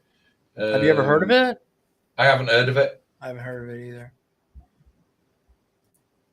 I'll be Just honest. for, if anybody in the chat has used it or heard of it or has any information on it, you want to share it, feel free to. That's for Brandon. But okay, I think that was it. I guess we'll look at one last one from Steven, and then that is it. We're not gonna look at any more. We are at 3 hours, guys. That's plenty. Been doing a study of roses. Any advice? Tried photorealistic and losses, so just did my own thing. Should I line the inside of the flower black? Well, let's take a look. If you're just learning, that's a toughie right there to take That's a on. toughie. I Yeah, that's mean, some I'll be water honest. droplets and I'll be hard pushed to take that reference myself. If I converted that to black and gray, I would probably enjoy that. But to make it look exactly like that with color, that's a toughie. There's people that can. I'm not one of them. I would use, let's say they wanted a color rose, and I would use this as a reference, but it wouldn't look identical to this. You know what I mean? I would have the purples and the pinks and the saturated black and some yellows and some oranges, some reds and some pinks and blah blah blah blah. But I guess we should see what they do, right? But this is a tough one, huh? Yeah. What I would say to him is, if you're going to do a rose study and you're going to do a rose study for tattooing, instead of looking at photos like this, go onto Google and put in realistic rose pencil drawing. That way, then you will find it a lot easier to follow. And I still do it to this day for wanting reference sometimes, especially with color reference, because I prefer to be more illustrative than what else. If I'm doing it, I will generally a lot of the time go down and look for pencil drawing, colored pencil drawing like that, because it will be easy to follow. Somebody then will have done a lot of the hard work for you, in my eyes. You know what I mean? Point. Let's see what they did with it. Huh. There's a lot of potential here. I just don't know if you chose the right colors for things, you know? See, if I go there first, I can see, if you go back to original, photograph, Dave. Yeah. See, I'm in here, I can see light oranges. Yeah. I can see peaches. I can see light orange. I can see a bit of yellow. A lot of different colors. I can see reds, dark oranges, pinks, purples, blues. I've got to be able to see 12 colours easy. Yeah. In that rose. Within that rose, I can see 12 colours easy. Never mind the combination of what you may mix in your tube. Right. Yeah. Yeah, it's just lacking in the different tones you kind of got, or colors, if you will. You kind of only monkeying with two colors here. And the thing is, I think you got a little lost in all these little vines, all these little little tiny crevices and veins, or whatever you want to call them, in the tattoo or in the reference. Funny enough, those are actually the parts I was looking at this thinking that I'd probably lean away from. And if you wanted to, you could come back with a real fine needle and add those maybe at the end. But I would look at the colors first. The bright pink under here, maybe a dull down. So really, like Andy was saying, figure out the colors you see in this first, and lay them all out. Yeah, he's just saying that he only owns a few colors, so it's a bit ambitious. Yes, way too ambitious. Your color palette across your board, Stephen. It's like I say, I can see 12 colors, and that's 12 base colors. That's probably 12 base colors. Before you even start mixing in your tube, and again, Dave, like you said, that's before you've got 3 or 4, if not more, small pots of white at back to tint and tone with. Yeah, absolutely. I would definitely have about 5, and for this, I'd probably about 5 or 6 little white caps, just with white in it, so I could tone down. It's pretty much some mixing caps. If you're doing this, I would also, just for the sake of not overwhelming yourself, I would veer away from the water droplets altogether. Yes. You're overwhelming yourself with so much here. Stay away from the water droplets for now. And then I wouldn't even worry about, again, those little the little veins all up in the flower here. I wouldn't worry about those right now. Get all the colors and tones where they should go. Then come back if you really want to and dabble around with adding the little veins and stuff here, because those if those were not here, that would actually look better right now, in my opinion. Yeah. On what you have as it sets. Too much. You got too wrapped around the axle on that. Yeah, it's all about the illusion, not the effect. You know what I mean? Yeah. You're trying to recreate the look of that photo, not the exact photo. Yeah, to some degree, yeah. Unless you're of of the people who can. But yeah, right on. Let's see. I think he sent something else in. Oh, well, these look sharp. I love this right here. Yeah, that is so dope, man. Love that. Oh, just and I like the opposite end as well. Over here. Yeah. Yeah. I like the there's nothing wrong with this one either, but these two are like really fun. I like what he's done with the leaves on that one, on the opposite end. That with one with the variation. Just the variations, just how they're done. It's just different for me, and I like what he's done. You know, through the leaves, it just gives a nice visual effect. And with that one, all right, like we said, with the colour work in the middle, maybe picked a brighter yellow colour, you know, just to offset it that little bit more. Yeah. But then the effect that it's given around the outside with the rich black going into the mottled effect as it comes out, right? You know, as like the splattered effect, gives a real good effect off this rose. And you've put such a rich dark black up against them bright colours that it pulls them out even further. For sure. Have you somebody asked, Addison asked, have you heard the debate of the ink caps on ink bottles? No, what's that? I have not heard anything. If you could share a little bit, Addison, I've not heard anything about it. Nope, not heard anything about it. Let's see. Irish says, what's a great beginner machine to use? Something that I won't have to upgrade for a while. Andy, a good price machine is definitely probably the machine you're using, Andy. I mean, people have liked that a lot. To be honest, I've had so much feedback off that machine. In fact, I had another one today, and I don't know. I had another one today, and he's like, "Thank you for recommending that machine. It's got my line work improved, you know, in record time." Yeah. Again, go check the channel out. Go check my channel out. But it's the Ambition Torped. Comes in a form. It comes fitted with a 4mm stroke, wireless, brushless motor to boot. It's direct drive. You can also got the option to upgrade it, and they send you the kit free of charge. The 4.5mm cam and the 5mm cam. I'm currently running the 4.5. This thing's as cheap as chips, and I'm rocking it every day in the studio.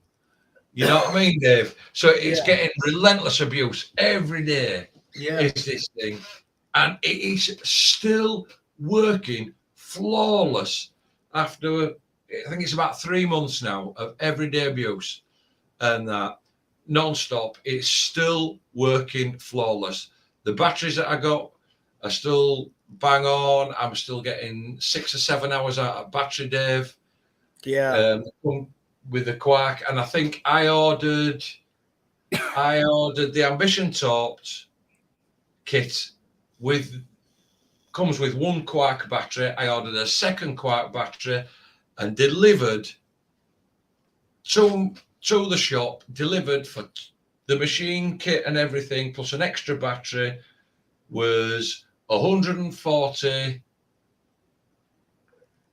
British pound. Was it 140 British pounds? Or was it less? Was it $140, $160? Yeah, I think it was like $140, and that was what, 2 batteries in the machine? 90. 40, yeah. So about $140 for 2 batteries and a machine, and it's still working flawless. I use the same batteries Andy's talking about on a pretty regular basis too, and they're workhorses. And that's the Ambition Torped by Addison Richards put on there. Also want to mention the heated topic of closed system machines being a health risk due to not being able to clean the drive bar. Bollocks. Go look at my thing. All closed drive machines, There's no such thing as a closed drive machine, Addison, because you can rip them apart, and you go look at the torques. You can just twist it apart, and I even show you on my video taking it apart, and you can clean the plunger all day long. And it's what it is close the two in lazy to open the machine up and pull a direct drive. A swash drive machine is different. Yeah. A swash drive machine is different, and it's put together different. A direct drive machine is twist. You just twist. You can twist and get the motor out in different things. But then is the warranty voided? No, because you can change cams. Alison, you can change cams. So your warranty isn't voided. Yeah, no, the warranties are definitely not voided. I mean, to open up a direct drive machine is like, it takes nothing. You just unscrew the top and they pull right out. You got the bar right there. You put a little bit of Vaseline on it, or they sell different lubrications for them. In fact, you're supposed to take them apart and clean the push rod and re-lubricate the push rod and or dry bar, whatever you want to call it, and then reassemble them. It's nothing more than just screwing them back on. Direct drives are like super simplistic in that way. And then, like Andy said, you got to change the cams out regularly. They sell cams, I've used iron warranty. Somebody put in there as well as about cross contamination. I've used a direct drive machine now for years, too long than I wish to remind myself, but I've used it for years. Never ever had a problem. I always clean them. I always wipe them. I always make sure I use the correct wipes, and you do give them the soak period, because these wipes, there's no point in using these wipes to clean your machines with and clean your things that are like a cold sterilizing hospital grade wipe, antibacterial, antivirucidal and everything, and wiping them until they're dry, because you read your bottle, you wipe them and leave them moist because they will naturally dry. They've got to have a certain amount of soak time. Yeah, they have a kill time on it to get everything down.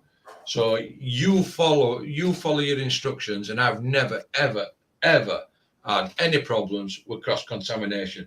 You've also got to think that your cartridges are membrane, so there should be no suck up back all the way up through the plunger into your machine. There should be no suck up, because your cartridges have got a protection membrane in them, and that. So there's a lot of things. I think it's crazy. FK Irons, they say voids their warranty if you open it at all. I don't know. It's bizarre. I've never owned an FK Iron. I've never anything. So I can't speak about Bishop. Yeah, I've owned Bishops, and I know they recommend to take it apart because that just makes sense. Do you put the carts down on the table and swap between? Yeah, I do. Yeah, I do too. I put them down on the table and swap between, but I don't dip them in my ink. They're all in a clean spot. They're all under their own bit of tissue, all separated. Yeah. And you always pick them up.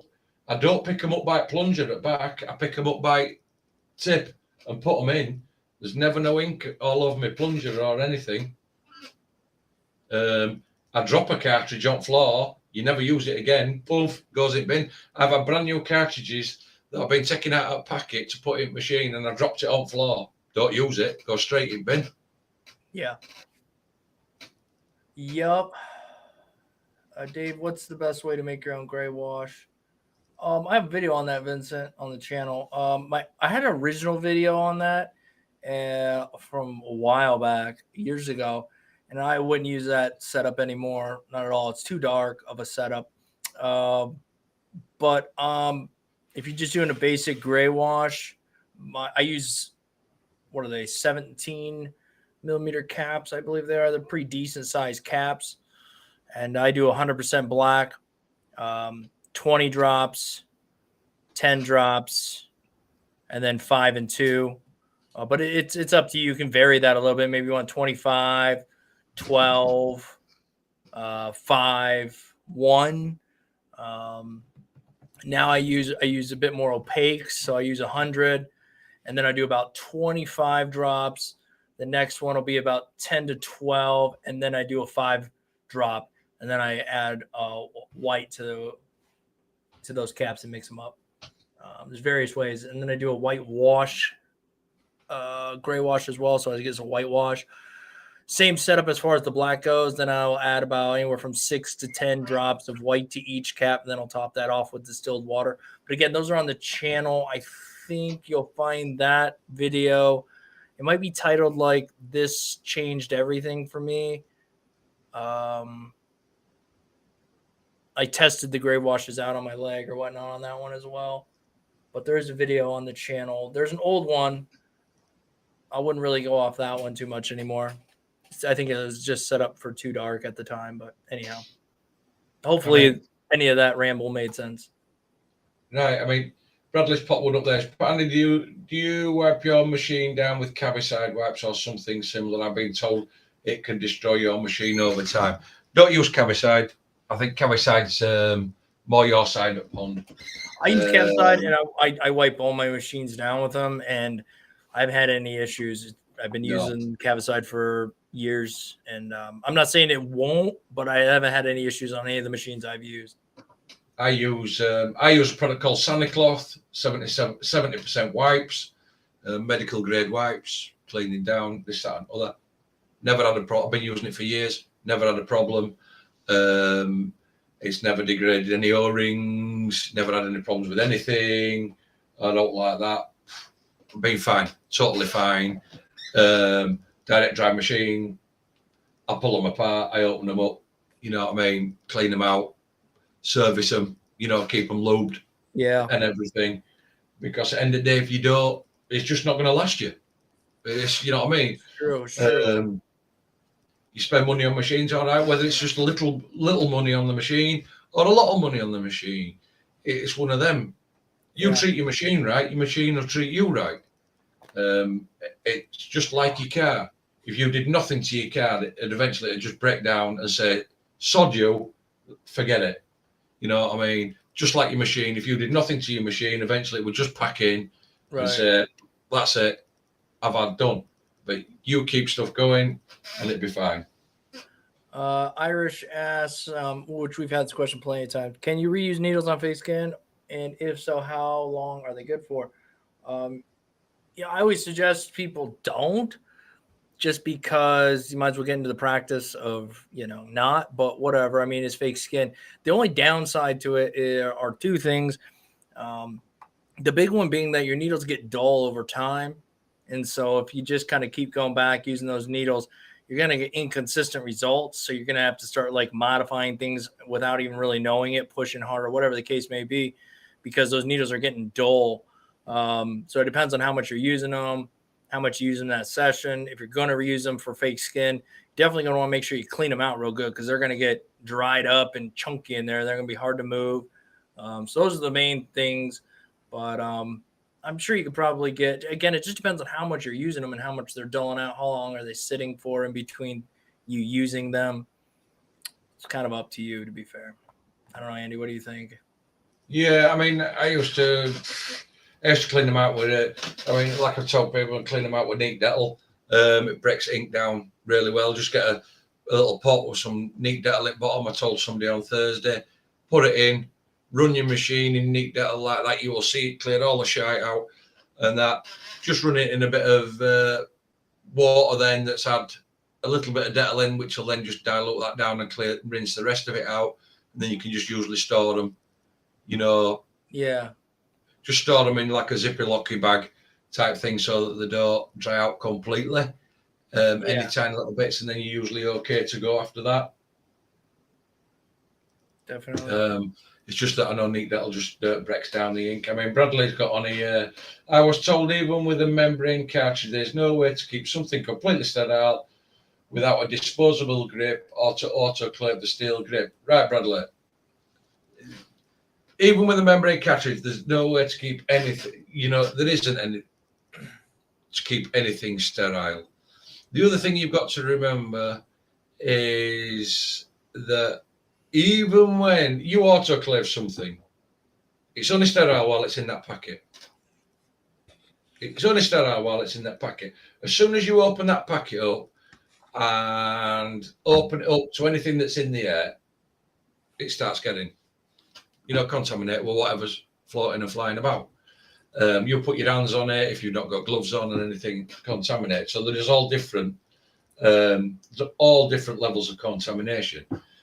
But what I'm going to say to you is, Bradley, I've never, ever, ever had a problem. I use the wipes. I thoroughly clean my machine. I will strip it down after every single tattoo. I will clean it. I will wipe it. If the end comes off, the end will come off. It will be passed through until my wipes are clean. As long as nothing's coming off them, I'll get it inside, where the cartridge goes in the plunger in there. Make sure it's all cleaned out. As long as nothing's coming off them and it's clean, and you leave it, like I say, you just leave them so that the wipes are moist enough, and you put it back together and it will naturally dry. Like I say, we're talking about medical grade wipes that stuff are wiped down here. It's not it's not an antibacterial wipe that you'll go get from Home Depot or your local hardware store. We are talking about medical grade wipes. These medical grade wipes are used in hospitals, dentists, and stuff like that for wiping stuff and surfaces and bits and bats. You can get it in sprays, you can get it in wipes. So yeah, a lot of times what I'll do is I'll take the top off or the grip off, set it on a towel, and just spray it real good. Let it sit there for a little bit, because to really kill everything, this particular stuff has a kill time of a few minutes. So there's stuff you can get that has like kill time of 1 minute. You got to read what it's killing and everything, and then you let it sit for a while. Then you can wipe it down. Then you can run some wipes through it. You just come up with your own way to keep stuff clean, because you don't want to rely just on a membrane. Plus, still get ink on stuff. I mean, if you definitely play it safe than sorry. It's something you learn along the way. But I don't think you have to run it through a autoclave. I don't believe. It's like disposable grips. Don't have to have disposable grips. Wrap it yourself. I don't use disposable grips on my torch. I wrap the machine, and then I use the pipe. I use the pipe lagging as my grip fattener and grip tape. And I did a video on how I wrap machine up. I did a thing over there. So dude, Danik, you're not wrong, man. This is but you preach the information. Sanitation is my most important concern when I get ready for the transition to human skin. I don't want it. You see, Bradley, what you're doing is you're falling into the same category as a lot of people, again, overthinking it with this sanitation, cross-contamination. Yes, it is a thing.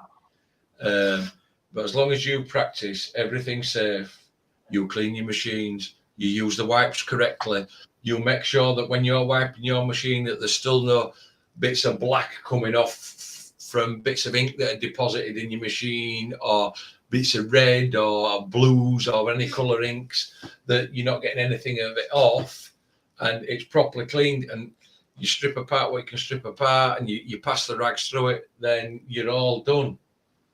You're all done. And you've just got to do, as they say, due diligence. Yeah. When it comes to it. Yep, it's all done. All the hard work's done when the client leaves. Once the tattoo's over, you get all done. That's your time. Take your time. Tear everything down. Clean everything.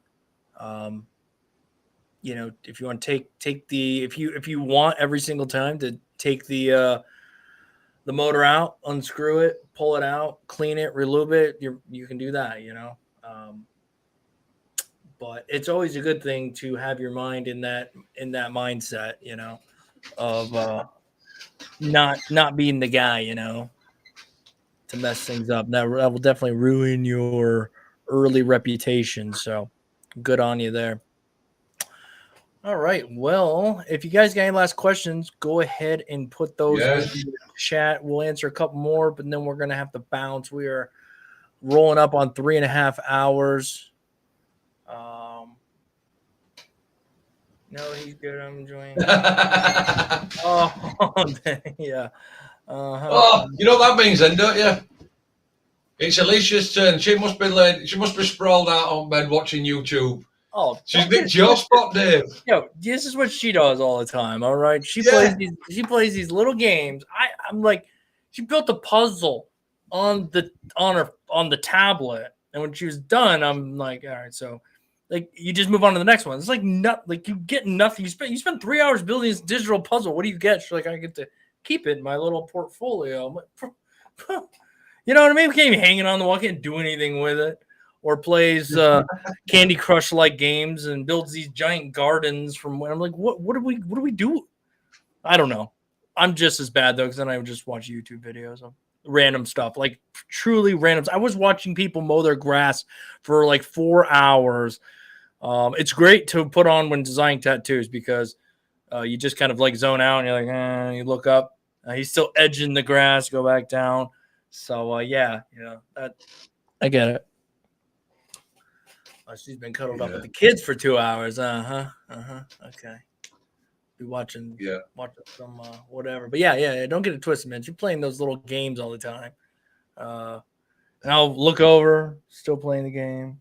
And she's like, "Can you put something good on?" I was like, "Stop playing the game." And now I gotta find something good to watch. I don't think I've watched anything I truly enjoy in a long time. You're not even watching TV though. But I'm listening to it. Can you put something good on? It's like, this is good. This is good. We got to watch something like, mind numbing or I don't know. Yeah. It's forever or it doesn't matter what you're watching. It's hard to find something two people actually enjoy. Try to meet in the middle. She doesn't see us meeting in the middle, but if she only knew what I really want to watch, it'd be super boring stuff for her. I like documentaries and all that sort of like educational stuff. No. Got to be entertaining. Oh, that's the thing. Bradley. Yeah. Obviously, it is Alicia. I mean, your definition of good are completely different.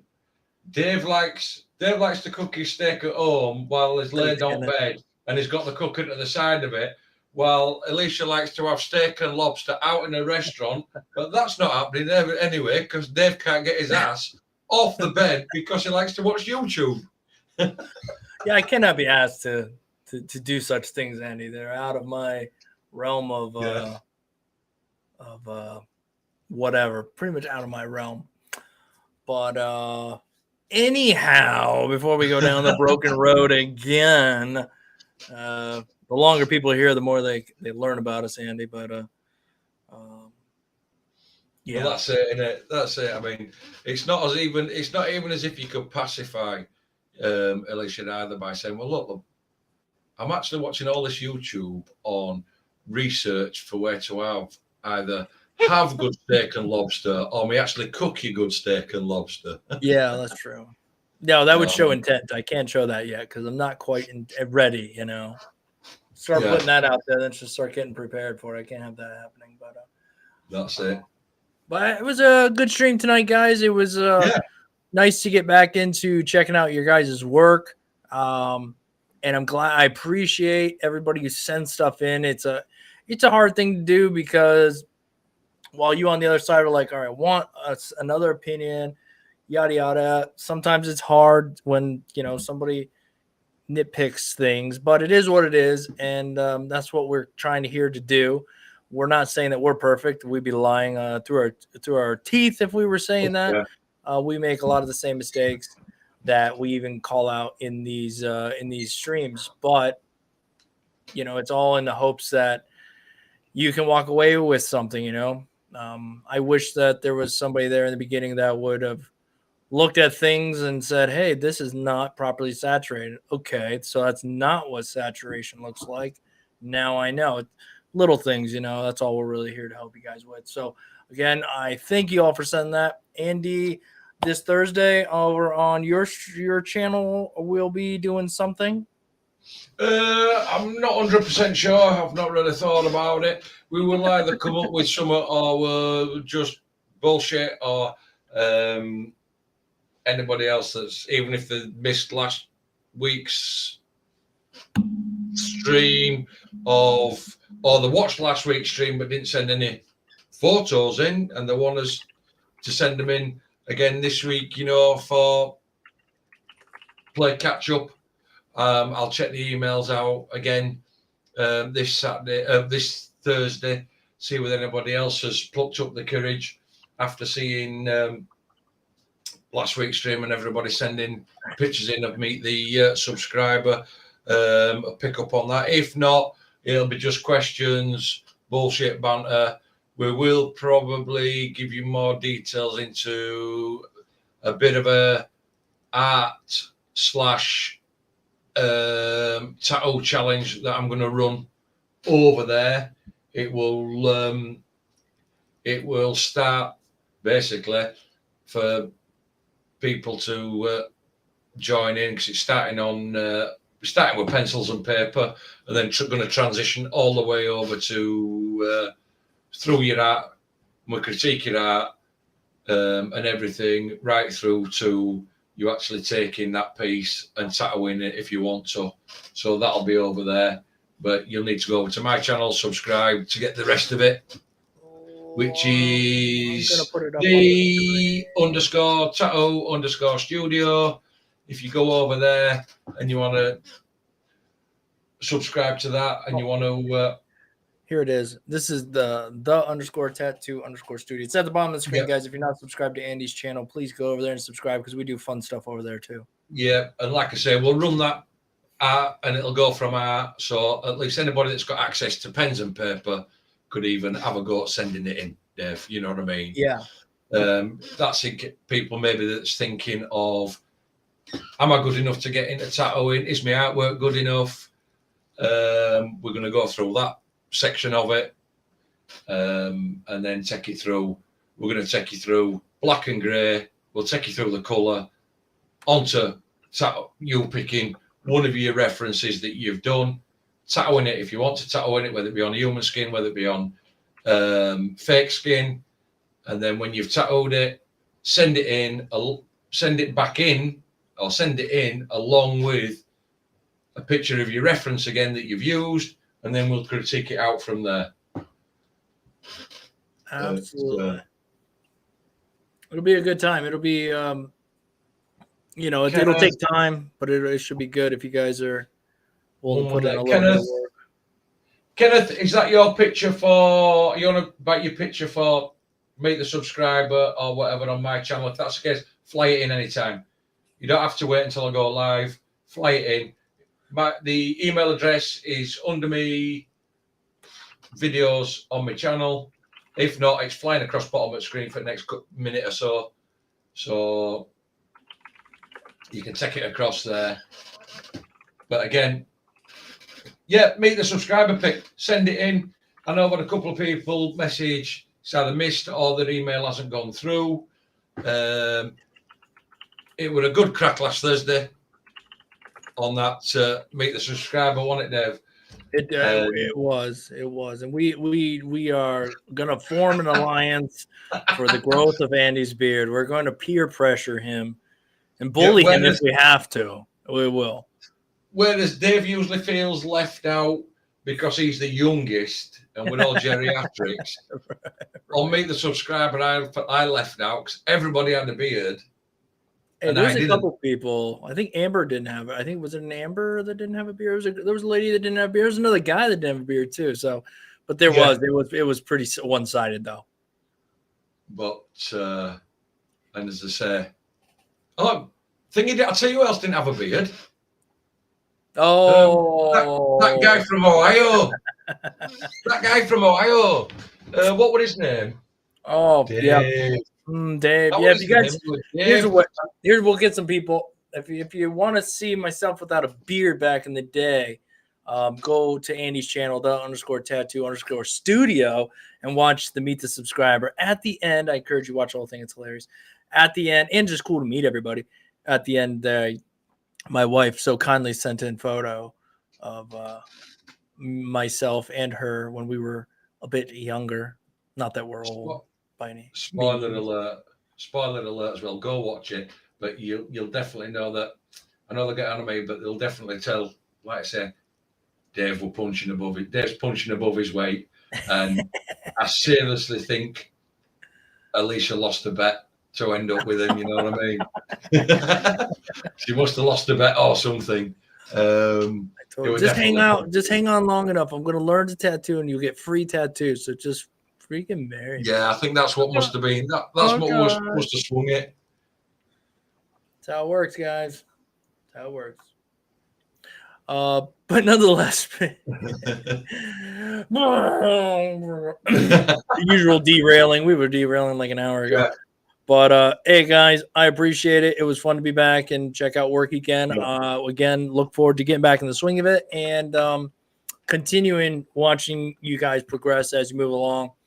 And yeah, I appreciate it. If you guys want to follow us, if you're not already, our little thingy boppers have been down there at the bottom. I encourage you one last time to go follow Andy, subscribe to the channel, because me and Andy go back and forth. Some of the times the stuff co-mingles. We don't even remember what channel we're on sometimes, because we're live usually twice a week on Sundays and Thursdays, but there's always something going on. So there's something going on. If not, we're just on having a good laugh. That's right. That's right. It's just tattoo related stuff and good fun. So yeah, until next time, guys, I appreciate it. We'll see you sometime. Yep. Good night.